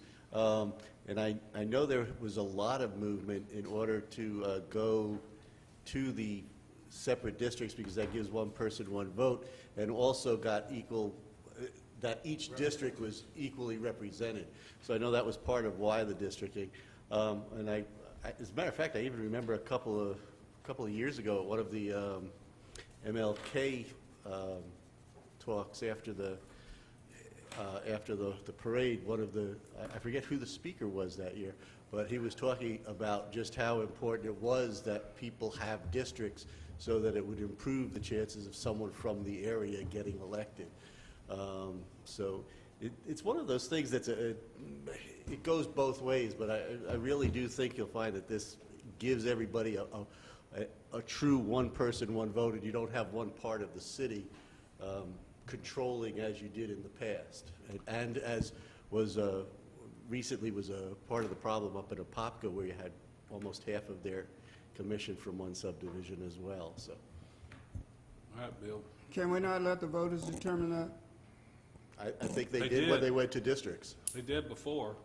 I mean, that was how we went from at-large to districts. Now you're asking, should we let them say, Now you wanna hey, you go made a back? mistake, redo it? No, I don't know anything about what the voters did then, and we do this thing every 10 years. And when I look demographically at the changes that have taken place in the city of Ocoee during the 22 years that I've lived here, I think it deserves a relook. They want to go back, bring it back to us again, that's up to the Charter Commission. That's what they're there for, you know. And Bill, there's always a 10%. Put 10% in there, that didn't get changed. Right. I mean, Yeah. that's an option that's always available to all of our residents, that you get 10% of the voters to agree, it goes on the ballot, correct? So that, and I'm pleased to say that it hasn't changed, because that's Yeah. something I think is very important. I just think that when I look at demographically, where we've gone to, when I came here, it was 22,000, and now we're approaching 43,000, and we have not done anything differently with it. It's But- just a one-man cry. No, I'm very surprised that you'd want it that way, but because it was exactly done that way, lesser because of that. But you go back to where it could be 3 people, or it could be over in Weston Bay, or 3 people could be from whoever's got the most voters in the area that votes, they can set the most people on the board. That's exactly what happened. Yeah. I think it'd be very difficult, I have to say, as a commissioner, to represent when you do the at-large for the city this size. I feel the residents of, in my case, of District 2, I live in District 2, they are my neighbors. You're accessible. Now, I think you wouldn't be accessible at large, but I think that you're more productive, or at least I am when I'm representing my 10,000 residents that live in District 2. I represent the city as a whole, but I have an obligation my residents have an opportunity to come to me first. And if there was 3 of us living in District 2, it would be very difficult, I think, to work that system out. Unless you could tell me differently, but. There was another way that one time we talked about it, and nobody wanted to do it. It was where you put 2 at large. You'd have 7 people. You put 2 at large, then the others are the districts. But I proposed that one time up here, and Mayor Vandergrift said no, and the rest of them said no. So that happened. That went nowhere. But you could do it that way, where you put it where there's 7 people. A lot of cities have 7, and you could fix it where you have 2 voted at large, which could come from anywhere in the city. So that's another thing they could look at. I always felt it was that with the size we are, Yeah. that we could have more. No, I'm saying, Yeah.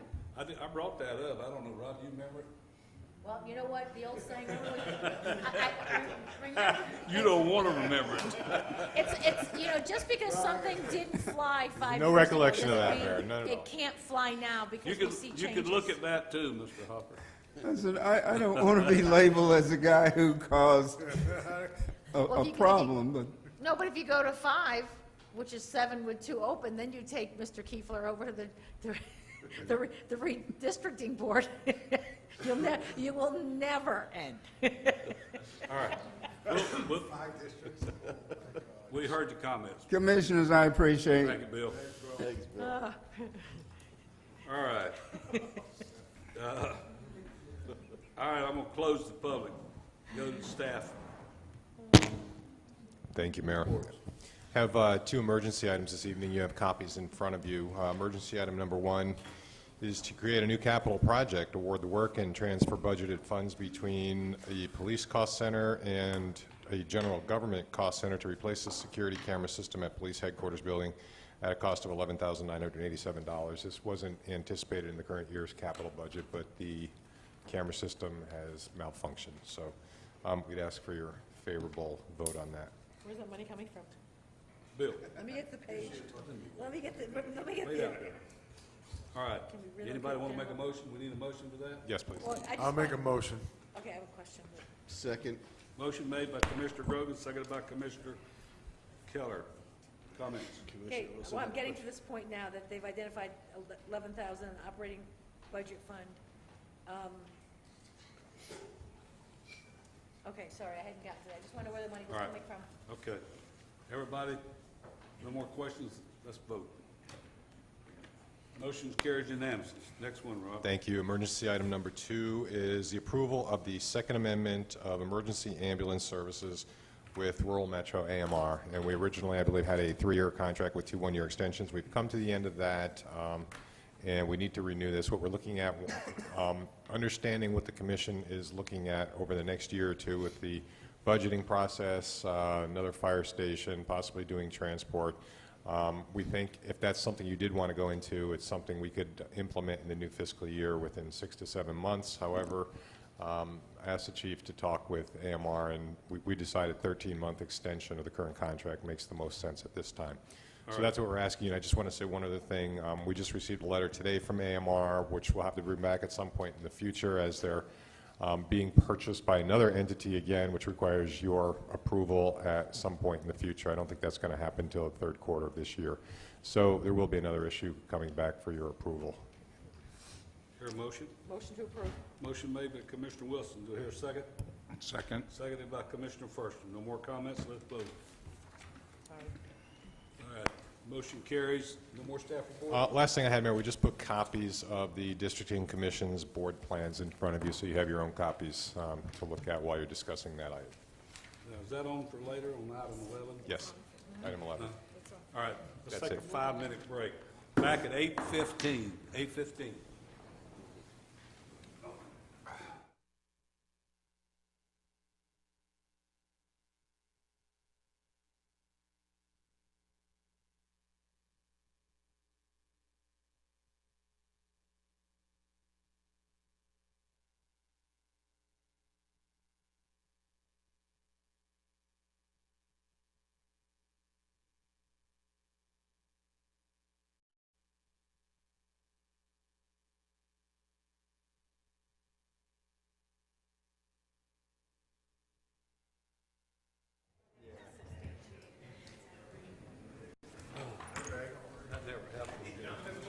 No, they got to get it right.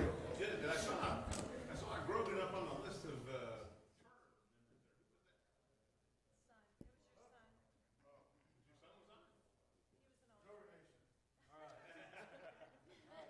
I think it is a relation, John. fake news, fake news. Yeah. Get this show in the road. All right, we're going to continue on with the meeting, start back. We're at the Commissioner's announcement. Commissioner Grogan. Nothing at this time, thank you. Commissioner Wilson. Nothing of this. Commissioner First. Nothing at this time. Commissioner Keller. Nothing at this time. Real quick, the Code Enforcement Board still needs 5 people. Every Tuesday at 7, every 4th Tuesday of the month, every month at 7 p.m. Food truck is this Friday, August the 18th from 6 to 9. Also free tours of the historical Withersburg Warehouse from 6 to 8:30. Coffee with a Cop is next Wednesday, August the 23rd, from 3 through 5 at Kona Ice. The 12th Annual Central Florida Film Festival, which we heard about tonight, is September 1st to the 3rd at West Orange Cinema. City Commission meeting is scheduled for Tuesday, September the 5th, has been canceled. Whoever does our phones, my schedule come on tonight with the meeting at 7:15. Oh, mine said 6. Mine said 7:15. Mine's always an hour later. The city's tentative budget public hearing is being held Wednesday, September the 6th, and the final budget hearing is scheduled for Monday, September the 18th. And I apologize, they said, do you want to talk or not talk? I would like to. Okay, I'm going to call you back up there because I skipped over to the public, so come on up. You're talking about the zip code thing, right? Yes, sir. Okay. I was unsure whether or not that had... Give us your name and address. Yes, sir. Ellie Jacobson, 9055 Floribunda Drive, Orlando, Florida, 32818, unfortunately. That was so frustrating. Yeah. 2818? Yeah. 3281. Where is that? He's 32818. Rose Hill. Rose Hill. Rose Hill. Yeah. That- I'm here for that exact reason. Come on up to Washington with us in March. Fair enough. I'll be up there in October for that too. So. So this started out as a bit of research on my part, and what I discovered was that there is a zip code boundary review process that was put in place back in 1990, 1991, and I believe that after asking some of the commissioners directly about that process, that is a process that's been known to this council here. My issue with this is that I'm maybe playing a little bit of catch up, and what I'm finding is that if there was a 60-day period for which you were going to get a response for the first time around, there would be a written response, is what they said that you have to have in this documentation here. And then there's an appeal that can be made if they denied you, and that appeal gets made, and they have 60 days to give you a response in writing. Now, I just want to share with you some comments that were written as part of their policy, the United States Postal Service. And this came in a memo regarding how the policy was to be treated, and it says, if you receive a municipal identity request and a reasonable means of full or partial accommodation can be identified, you are to offer it, apply the customer survey process, which is the process where they ask everybody in the area that would be affected as to whether or not they would want the change to happen to the zip code or not. And then a simple majority would allow that to move forward. But they're to apply the customer survey process and move on. The objective is to find ways to say yes, not excuses for saying no. And I'm reading this, just so you know, out of a Congressional Research Service report. So this is a known issue to Congress for many, many, many years that only got any sort of adjustment in 1990 when the GAO said that the United States Postal Service, that's the Oversight Committee for Government Accountability Office is what it stands for now. And they said that they need to stand that. I guess the reason why I'm bringing this is that if it's part of their policy that a cursory response, just simply saying no, does not remove the identity problem. These are all statements that are in this documentation here, and it's part of their policy. How can we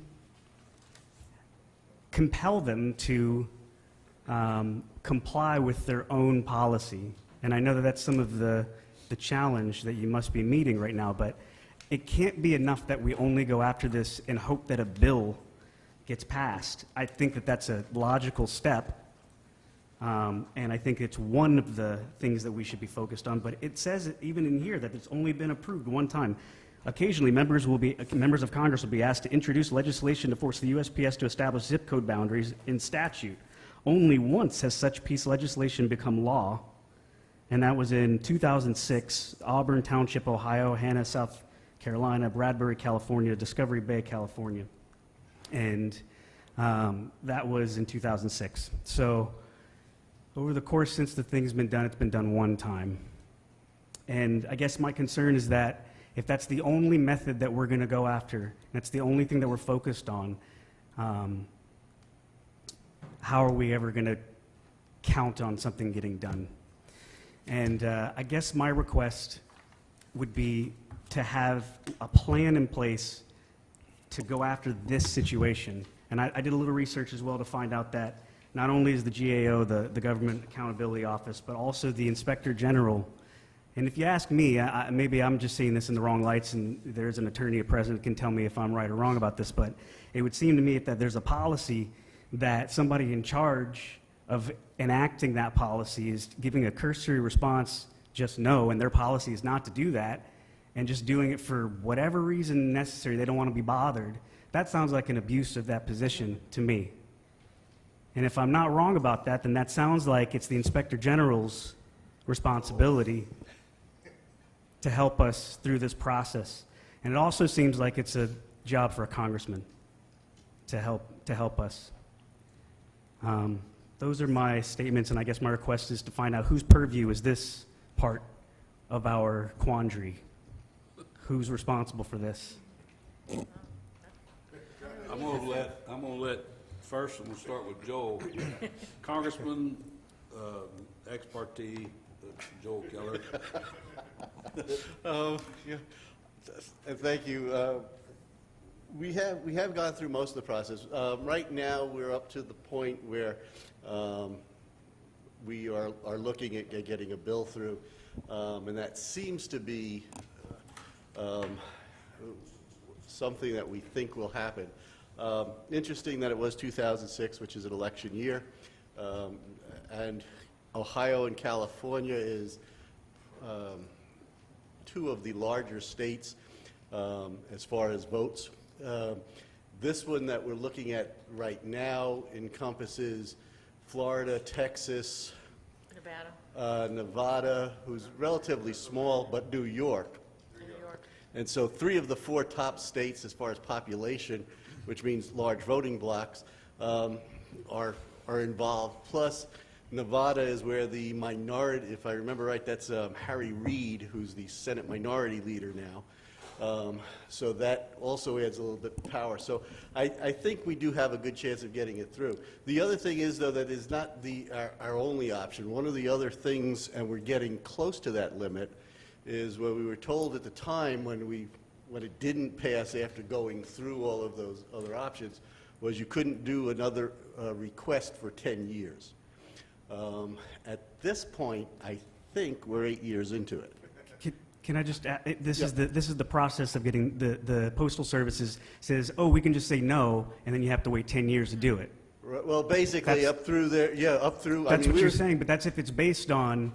That's if it's based on actual things that can't be solved. Now, I heard and read, and it's published in the newspaper that we offered $56,000, I think, over a 5-year period to try to cure the thing. Well, their policy says the objective is the ways to say yes, right. Find a way to say yes, not to say no. And if you receive a municipal identity request, reasonable means to full or partial accommodation, and that's on our part. We're reaching out to them. So to me, it sounds like, unless there's a written response somewhere, which apparently we got twice, because we did it once, and then we did it again, so there's got to be a written response somewhere. We got the response when we originally did it, then we got the response when we went to Tampa, which is where they said, well, it'll cost you $52,000 over 5 years. And literally, correct me if I'm wrong, we basically went in there and said, who do you want us to make the check out to? And they said, well, no, that's what it would cost us, but we're not going to do it.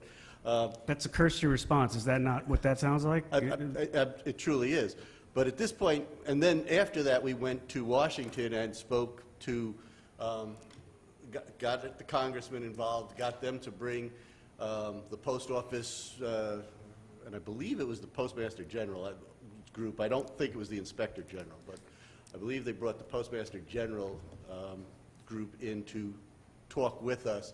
And so even after that cursory response, we said here, and we showed them the maps, which I'm sure you've seen, where that one that really looks ugly, where you go all the way through one line to get to one community, Not so much Rose Hill, but this was another one. They talk specifically about that in their policy.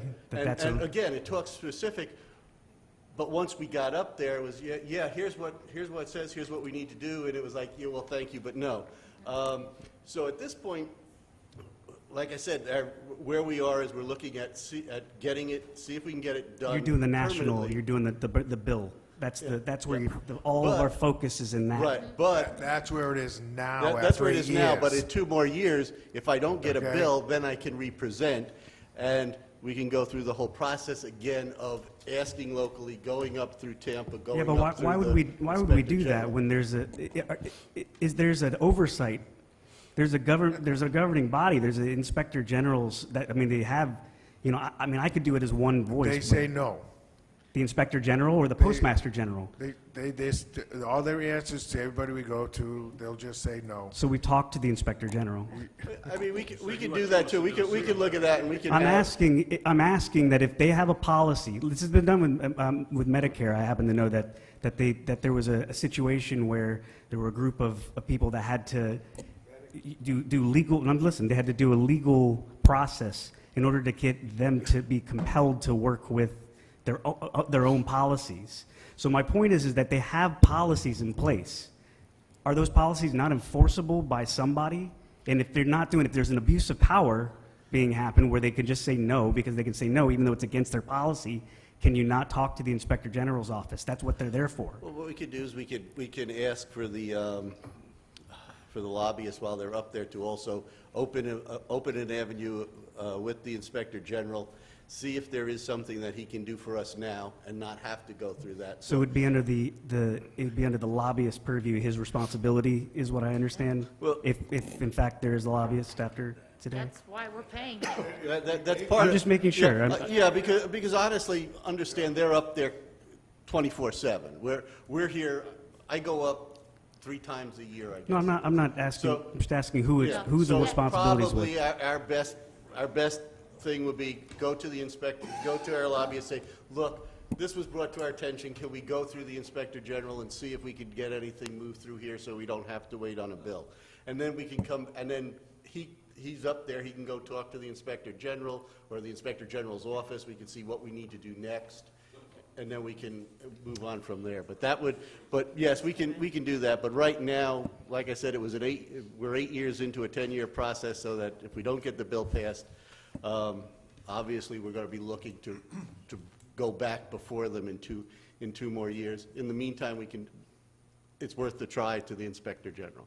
I mean, it seems like it's the way to kick it up the ladder. Yep. Yeah, I mean, and I think, again, it's very interesting. I've read your research, because I know you and I have had communication back and forth.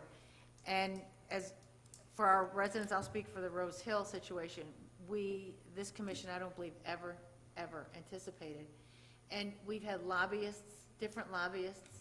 I know that I keep trying to keep this on here, but what was written for, in the bill this year is the same thing was written in 2006, except for the names of the cities. And it is very disconcerting to all of us here, because I believe that we feel our option is to have our words spoken for us by a lobbyist that we're paying, and how far it's going to be pushed, because I think, I'm speaking, John, I've got a bunch now. you've got a bunch now. Joel, I don't think, well, They just added a Rich, page I think to you've got a few over there, but I don't know if your folks really want to leave Windermere zip code.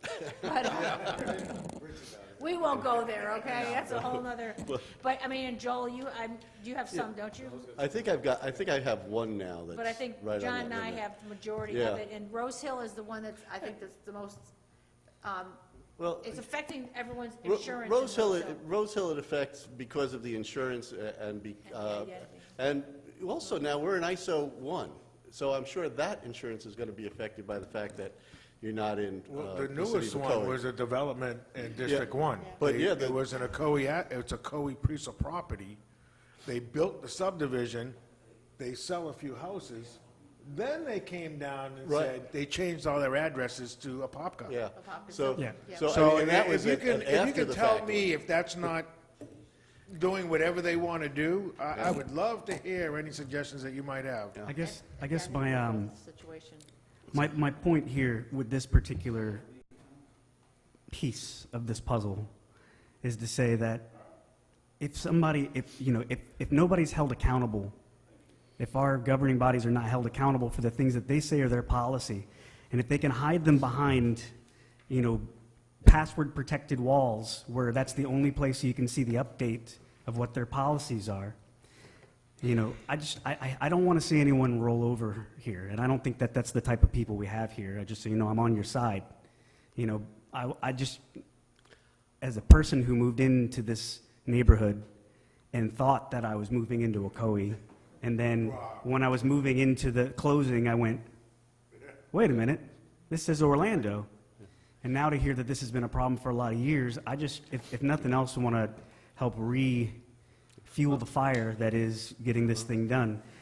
And a matter of fact, I think that if you look at it again, you read this, I think that you'll find that there's a lot more fire in there than maybe you think there is for this route. You got a copy of that? What I'll do is I'll send your emails to Melanie, and you can forward them on. I was going to be sharing them with Mr. Bracy, but I was waiting for tonight's discussion. I mean, we just had our town hall meeting, and I did send an email out to everyone that came to that meeting, telling them the names and addresses of who to send letters to, because we thought letter writing campaign to send letters out to these two individuals. And again, I think I'm at a point where I did not forward all your items on him, and I discussed that with you because of tonight's conversation. And I think I have some questions about this issue tonight, and I'll be talking about that. I'll put this back in order. I don't actually need these pieces of paper, but I did highlight some things that were of interest just to keep me on topic here. And I think that it'll be... Give them to Melanie. Give them to Melanie. Melanie, I'm sorry. Thank you. She's our city clerk at the end there. We all think you know who everyone is. I understand. But again, it's very important. I mean, as I say, Rose Hill is very important to me. John, he's got a Popka. Joel, I think you have a Popka. I mean, all of us have a stake in this, but I think that probably John and I have a larger stake because... Districting. We represent our district, that's correct. Unbelievable. And we're here to fight for our residents as a total or in our district, both. Thank you very much. Thank you. Great research. It is, and I don't know if anyone's ready, if I can take a second to if I can get it back up here, to read what the total words are. I mean, there's not much written. I can read it when we come to that. I'll get it back when we come to that point. Well, it's in this agenda, but I keep losing it, but I'll find the few words that are written in this bill. All right. Now we're going to move on to the consent agenda. Motion? Second. Motion made by Commissioner Grogan, seconded by Commissioner Keller. Any more comments? If not, let's vote. Can we just make a note, 8:36 for the consent agenda? You all got spoiled last meeting? A lot of free things. Public hearing none. H, we're at H. First reading ordinance, none. We're at second reading ordinance, none. We're at regular agenda. Consideration for approval of district and commission report. City Clerk Melody. All right, so you all had been presented with the Districting Commission report on July 18th at your commission meeting.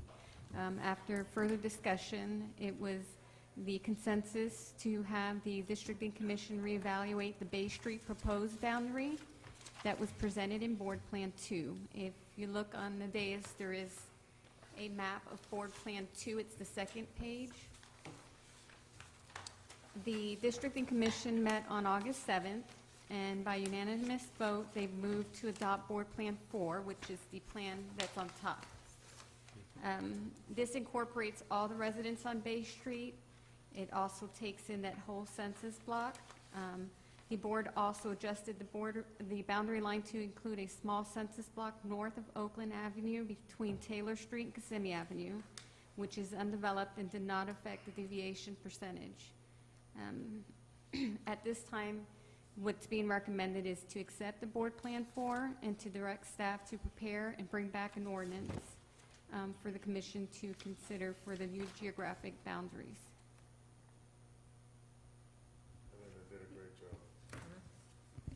All right. Do you have any questions? Mr. Kiesler, the chairman's also here if you have any questions. All right, you gonna step up, Mr. Cooper? Sure. See if anybody has any questions for you. Okay, that's why I'm here. All right, Greg Keithler, 2430 or Soda. sir. Anybody have any questions? No, it looks like mostly District 2 No, is the one just that... Went back. thank you, Greg, this is. Change back what we talked back. Very at that involved. meeting. Well, I'd like to thank the mayor. He's the one that made the point about that. We had not included that whole census block because it was mostly industrial and kind of made it bulge. And we thought, well, we'll just leave it as is. But after looking at it, we decided to recommend to incorporate it, and it actually makes the numbers better. Thank you. So appreciate the opportunity to serve, and I want to thank again Melanie and her staff, Kathy, and also Michael Halloran on the city staff for all their help, and of course Dana Crosby Collier, the attorney that was with us every time. So thanks a We lot. appreciate all your work.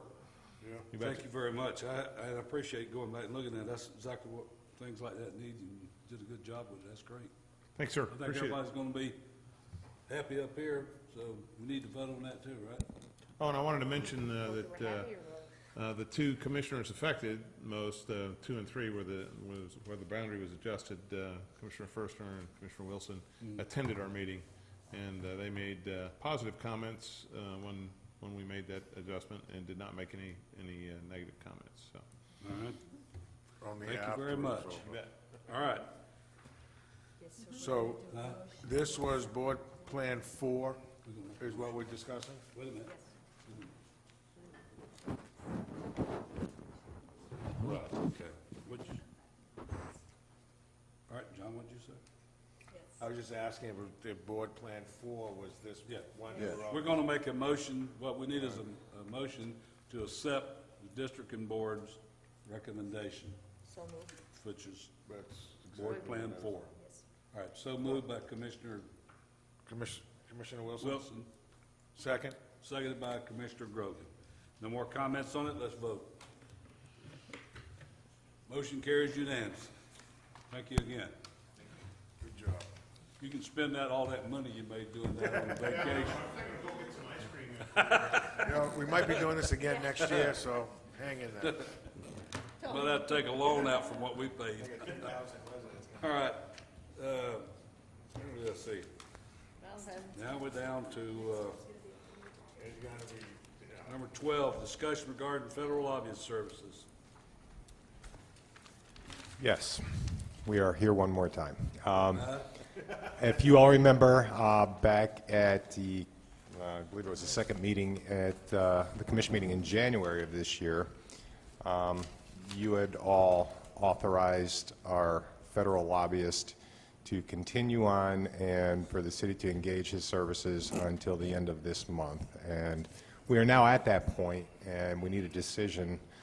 We have no funding available at this point because everything that's been authorized has been used. So we need some direction from the commission whether to terminate the services at the end of the month or to continue on for some period as the commission designates. Well, is this going to have us continue this, or? It's gonna happen one way or without, with or without. well, I'm just gonna say, I'm gonna leave it, I'm very concerned with this, can I speak? I'm sorry. I didn't mean, I'm very concerned about what's going on. I don't want to be left with no action, knowing that this is gonna come up in January, correct? Probably before, we'll probably see a vote in January. I have a real concern with our lobbyists never, and correct me if I'm wrong, I'm looking for Rob, look over at Rob down here. He was to merge with Ackerman. And if he did not merge, I want to know, I heard it tonight, that he has a presence, our lobbyist has a presence in Washington all the time. And when we were dealing with having Ackerman, it was going to have a presence in Washington pushing this bill. Are we getting the presence in Washington from our current lobbyist because he hasn't merged? And, you know, you leave personalities out of this. What is going, I don't want to leave it by not having a lobbyist, you end up with a situation that how much is this gonna get pushed? But how much is going to get pushed when our lobbyist didn't fulfill the obligation? And that's, am I wrong that the obligation has not been fulfilled? Rob, or, It says right here. I've Yes, read that's it, but I'm correct. just asking for, I guess, verbal clarification, even though I read it. Am I right? Yes, you are correct. But just to clarify, in January, that obligation to merge with that law firm did not happen, and I believe, as Mr. Bracy reported to you at that time, it was very unlikely to happen and most likely wouldn't. And at that point, knowing what he was doing with the zip code issue and the bill that he was responsible for, having come forward, it wasn't successful, but he said, we can try it again. And even though he didn't meet some of those commitments that he made to you, you all decided to let him continue on. And I can't remember in our discussion why it was August 31st. I think that was probably because that would have been the end of a one-year period. And so here we are. And now we need to decide I have a what to do from this suggestion. point forward. that We need to make sure what we're going to do here. I would say in the suggestion, if we don't continue, we go out and hire somebody for just the purpose of what the lawyer that handles government actions against this type of stuff. And there is guys that do that. It doesn't really even have to be a lobbyist per se. It's a person that legal field deals with these issues, just like we're talking about, strictly for that, and see what we get a price on it for that can handle it till this bill gets done in January. Did we already say that we already did say that if this didn't go through, Ocoee and Fay would be their next group Yes. to be our lobbyists? Is that, But, Well, I'm just saying, if we could find a person that's illegal, just check for a week or to the next meeting and see if we can find a Okay. person that's legality Right. handles that stuff. I just got one comment. If we did, can Rob please research this? If we did vote that way, Yes. obviously, we've already voted. Yes. So can we look at that and the next commission meeting come back? Yeah, and I- make I a thi- determination whether Yeah, we that's have to go with them or whether we Go hire back. somebody to specifically go after them? I think you can do whatever you want. We're going to have to research the issue. I don't think, number two, Alcalde and Fay is expecting us to award them anything at this point, since a year has transpired since the original RFP. You probably need to officially withdraw that at some point. I think it was for a 3-year contract, and you did state that they were to be the number two if some certain conditions weren't met. Those certain conditions weren't met with the first lobbyist, and nothing was really done at that point. It might be better just to clear things up, to say, let's do a new RFP, or let's just appoint someone. Frankly, I don't know how many responses we're going to get this time, because we allowed some things to happen last time that I don't think the other firms were really too pleased with, and I don't know that they would come in and bid again. So I can do the research. I can tell you, what the record said at that point and who was the number two firm that you had chosen, and you can rescind that. You can decide to choose someone else at this point without an RFP. We can go forward with an RFP. As long as you have a consensus up here, you can pretty much do whatever you want to choose someone to tackle just this issue, or to give a 1-year contract to a firm and do an RFP a year from now when maybe people don't remember so well what happened a year ago. They didn't. Just providing options. Not disparage anything, but they didn't do it when they were there. Right. They didn't get that issue. no, they didn't. No, I understand you might not be happy with them, and that's No, I why know, I'm but saying, I'm I don't really think they're expecting at this No. point that if you terminate with Mr. Bracy, that I just they're- want to know legally what we Yeah. need to do. I think if you do that and find out if there's a law firm, or there is a law firm that'll. Yeah, if we could build it. research, I understand your dissatisfaction with that firm, but if it was, you specifically wanted someone for the next 6 months to track that bill and push that bill, I think they'd be totally qualified to do that. If you were very clear, they do have that ability. I think some of the dissatisfaction was, you know, they were trying to get grants for us in an era where there were no federal grants being given out. But if we give them a specific task, I think they know enough people up there where they could track this bill and stay on top of it if you don't have our other lobbyists still employed by us. It's just an idea. Whatever you all want to do is fine. We just need to Can you designate come back with someone. Can you find out how much All that right. would cost us? Commissioner Wilson. Yes. Hold on, that's a good question, because What would it my cost you? concern is at this point, I mean, I don't want things dangling. A lot. A lot, well, I don't want things dangling, and I wonder also if, who are the lobbyists for Miami Lakes, Story County, Nevada, Flanders, New York, and Glenville, New York? I mean, do they have lobbyists that are working on this that is an opportunity for us to jump in with whatever, whoever they have pursuing this? Because it would seem to, if you have two people working on it. I honestly don't think you're going to get a big firm to say, you know, they'll contract with us for a few months to follow this one issue. I think Alcalde and Fay, since they had a relationship with us in the past, and they may think they'll get some brownie points from us if they take this on and do a short-term contract with us, and that's why I think it would be best for them.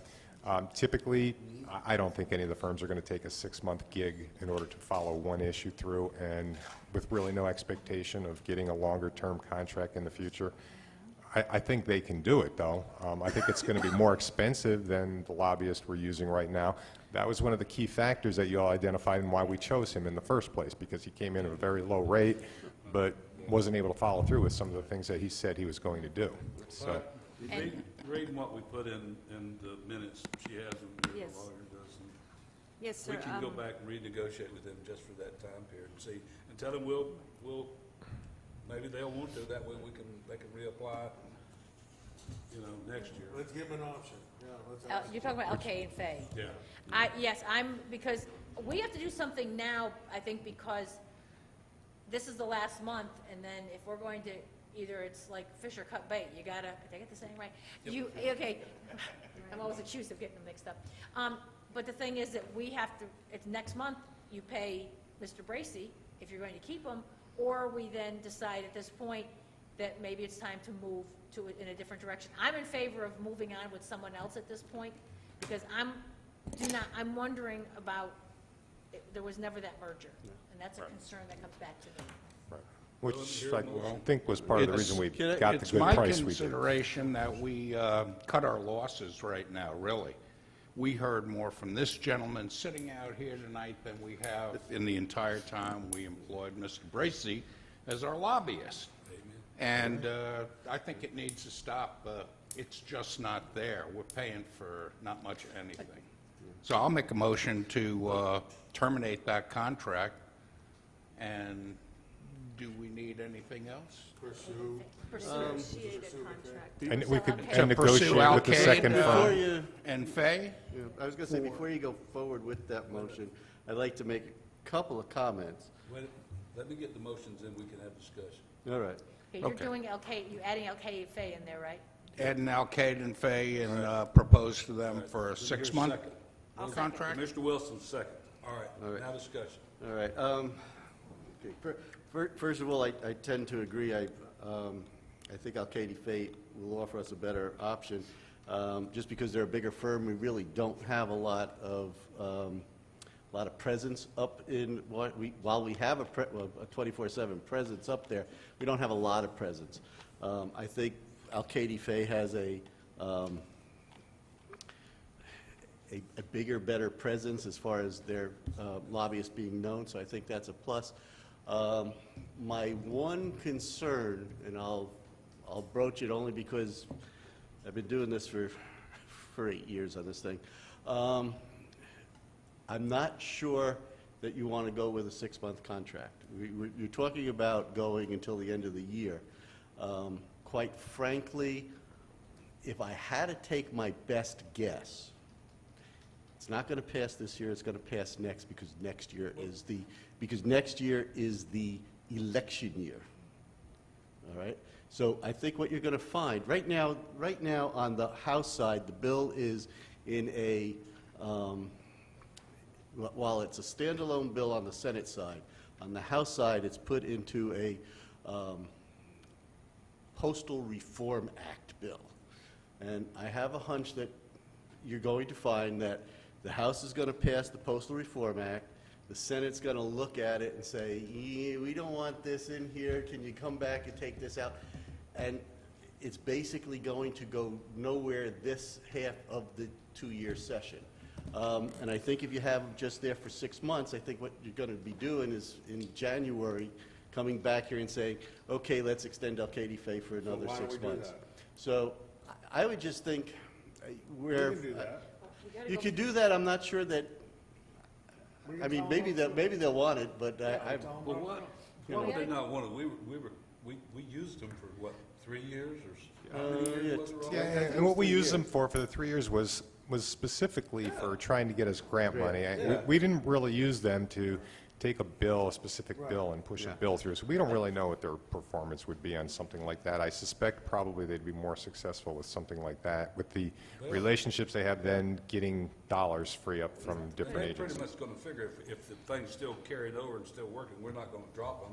We're going to keep them and keep working. Now, yeah, I said 6 months. They might say, no, we'd have to have a year to do something like that. I don't know. I mean, we can make the That call. may be an issue we have to put in the budget. You know, we're doing budget right now. Well, it's a good time to discuss It's a it. good time to discuss it, to know, that to move it forward, that how much is it gonna cost us and what should we put in the budget? Because right now, there's nothing in the budget. and they were double everybody else. I want to say everybody else came in at 30,000 a year, and they came in at 60,000. No, they were, I think everybody else was 60, and I think the reason that we went with Mr. Bracy was he was Right. half of everyone else. Because they were in second place. Well, he was second place, but Al-Kaidi Faye was second place, but I think all the others were cheaper than Al-Kaidi Faye. Maybe slight. I mean, Yeah, I thought Al-Kaidi Faye it's was, in our minutes. yeah. It's in our We can minutes. debate this till the cows come home, talking about the other If you- stuff. if you- I'm- Well, we're not going to know unless we ask. Right, but you're going to have to put something in the budget, so you probably want to, if you're going to do Al-Kaidi Faye, you might want to put at least the 60,000 in. there are some funds in the budget right now, not knowing what we were going to do, whether we were going to have a state lobbyist, whether we were going to have a federal lobbyist. I think we put $50,000 in the budget. I think there's 50 in there to give you all some leeway as far as Let's just what to first do. ask them for that period, Yeah. and see what they Yeah, say. let's see what Okay. they have to say. I think, I personally feel, I mean, I think we need to gain some momentum here, and I think our momentum is gonna come from someone who is, They definitely have a more powerful lobbyist group up there. There's, you know. and whether it's, you know, I would prefer to see it sooner than later, but I think I want the folks of Rose Hill and all of the other ones who don't have a zip code, who have a zip code issue, that we are making an effort. We're trying. Yeah. We're trying to make the best decision See possible. Rubio again. You know, we have to get out there. That's the only thing you can do, and you gotta write the letters. I got a motion on the floor. Any more comments? All right, no more comments, let's vote. Motion carried, Rob. Unanimous? Anybody vote? Yeah, it was unanimous. Unanimous, yeah. Oh, All right. okay. I can't see it. All right, Rob. You gonna call them? Yeah, I think that's what the motion was, to, Yeah. and see if they're interested in doing a 6-month or whatever they are interested in. Okay. Do we- Tell them can I if ask they need to hire somebody that can research, we got a guy No, but right. they have a history with us, they know our issues, they know you all. I think Who is he? they probably. I have a quick question. All right. Do we have any money in the budget? I mean, we're looking at, this is August, we need September, if we have to pay them. Is there anything left in He just said we contingency? got 50,000. No, that For- was next, that was. For this that year, was if that's what you October decide 1st. to do, yes. We have money in contingency to get us through the first, October. Well, you don't have it in 1st is through contingency, but you'll have it somewhere. We'll move money again. Y'all spent your contingency most of it a long time. budget. We might not have spent all our money for outfits, clothing, so we can get. All right. All right, Commissioner Keller. Couple of things. One thing that was brought up to me, and I told them I'd bring it up, is the newspapers that get thrown in front of everybody's house. On like Thursday, with Trey. One of the neighbors just said, "Isn't there something we can do to get this stopped?" And the last one got out of the plastic bag, and I ended up having to chase all over the neighborhood to pick up newspapers for a paper that I don't even want on my property. Is there something we can do in the way of an ordinance to stop them from dropping those. So that would be the first, the first of my two. When I was with the city of Gainesville, they had a lot of problem with handbills being distributed, unsolicited handbills, and they enacted a handbill ordinance that would restrict the amount of deliveries that could be made that were unsolicited of that nature. It's definitely And, doable. yeah, I agree, we could look at it with an ordinance. I think we have in the past, and because it's from the newspaper, it was an issue with freedom of the press, because you'll notice they're the only ones that do it and get away with it pretty much, but, yeah, we can certainly Yeah, it's look at just, that. Those with rocks in them that throw them on you. Yeah, it's just, I know they were Yeah, upset, and I feel I the know same it's one of way. those things that, the only other one, and I just want to bring it back up again, we had talked a while back about the non-commercial, commercial trucks. Oh, yes. And we seem to have let that slide, because it's probably been about 3 or 4 months on the box trucks that park in the driveways, and when code enforcement goes out and looks at them, they don't fall under commercial vehicles, so they're allowed to park in the driveways. Yet all the HOAs and everything say, why is this commercial vehicle?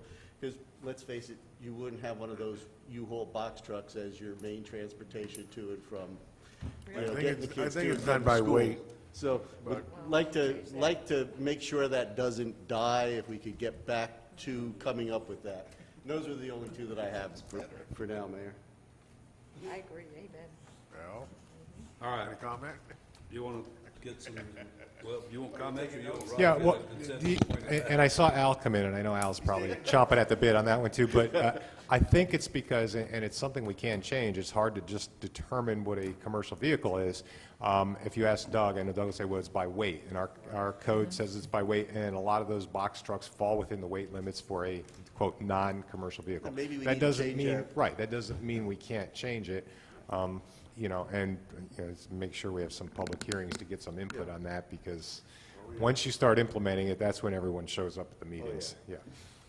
And I had looked at that in response to your comments as well earlier, and I learned the exact same thing. It's really hard to distinguish what those are. And there's no model code. I love model codes, and I couldn't find a model code, even in Coral Gables, that would address something of that nature.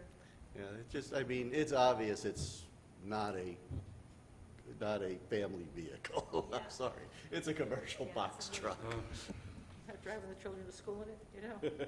So you're going to have Rob? Yeah, we'll look into that. All right. Commissioner Forster?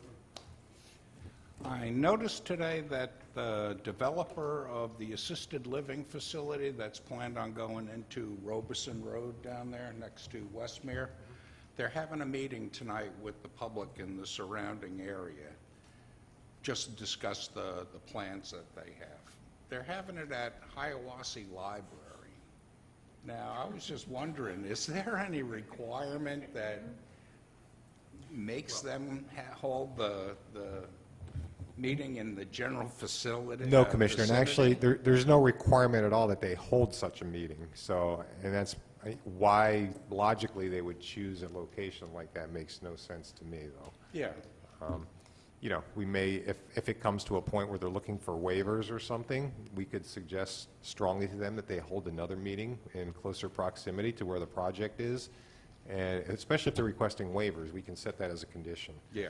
But, yeah, there's no requirement for them to do that right now. And why they would do that 5 miles away, I have no I know, idea. some people could interpret that as, sure, you know, you have to go to New Jersey And that's to get exactly any why we would, information. if they were requesting some waiver, want them to do it much closer to the project. Okay, thanks. Commissioner Wilson? Yes, just, we love to see businesses open in Ocoee. It looks like we have Bates Seafood is having a grand opening on Thursday, which is 2 days from now, August 17th from 4 to 7. And Bates Seafood is one of our new restaurants that's on Highway 50 in the old Chevy's building at the mall, in front of the mall. So we did get this. And also Pizza Hut, we noticed that Pizza Hut has moved, and they're having a grand opening, a ribbon cutting on August 24th. So again, we just always like everyone to know about our businesses that are opening or grand opening or reopening in Ocoee, because we need to support our local businesses, our local restaurants. Everyone wants restaurants, but in order to keep them, we have to support them. So again, these are two that I just found out about, so please, and we are getting a new Starbucks that's opening in the old Pizza Hut. One just moved next door. So, just something new that's happening in Ocoee, and I think that Popeyes is coming along soon. Everyone who loves Popeyes. Popeye's chicken.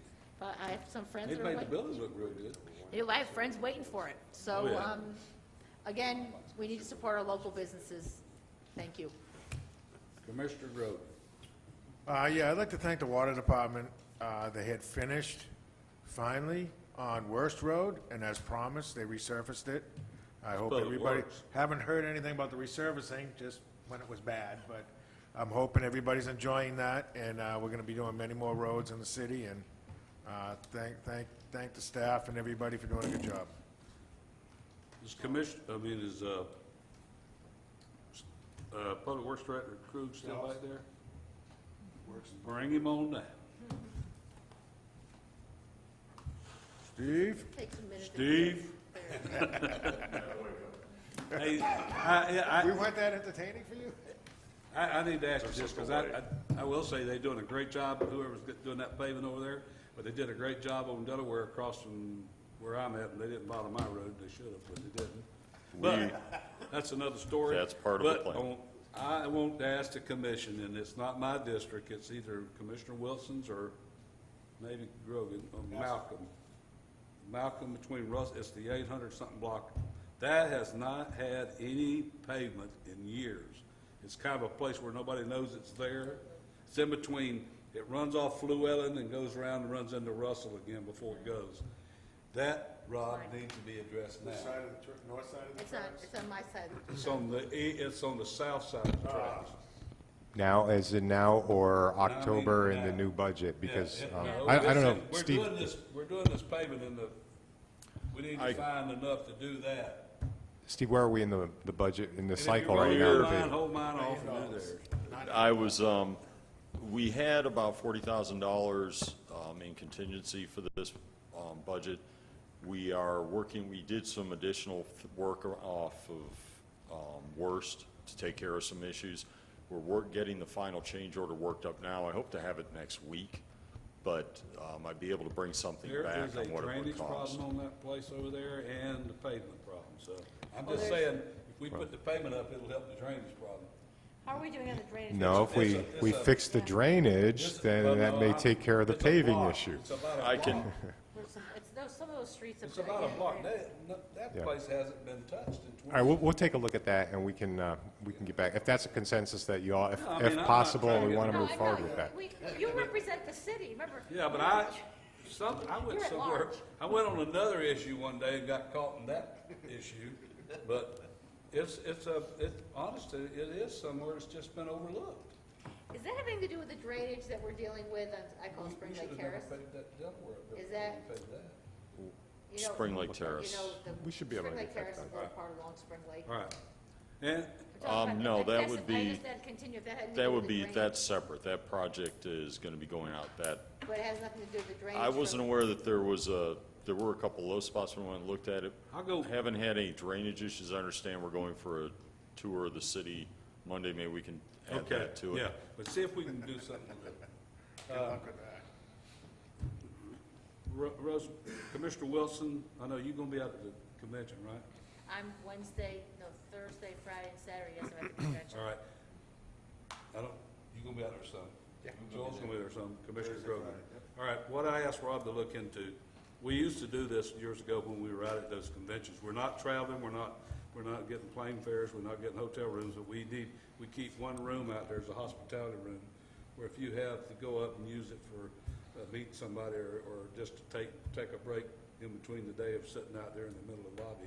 But they didn't, I could never find a seat out there last time they were out. Well, you know, the problem with, and it's a problem we have going locally, and unless I want to rent a room, sleeping, I mean, when I'm there, I have to be there like 7:15 in the morning, and then you're there until 10 o'clock at night. Right. I mean, I know our ordinance doesn't allow us to have that, and that's a problem, because. Yeah, actually, we're it's, doing- it's a resolution, and I understand the issue. We're lucky enough to live in Orlando, where a lot of times these conferences are here, and if it wasn't here, we'd end up paying airfare and maybe a rental car and meals, and So the cost of a room, I understand you could be sitting for 2 or 3 hours between sessions that you're going to, and you don't want to sit in the lobby, so. I'd like to just sleep. It's a good idea to get a room No, I'm just saying that, it's a good place. I like, yes. I'm gonna be there Thursday, so same thing as her, but you can work it off. They used to do that, and the League of Cities chairman would come to our place when Bill Breeze was the league guy running the district league. He would always be there and come through the.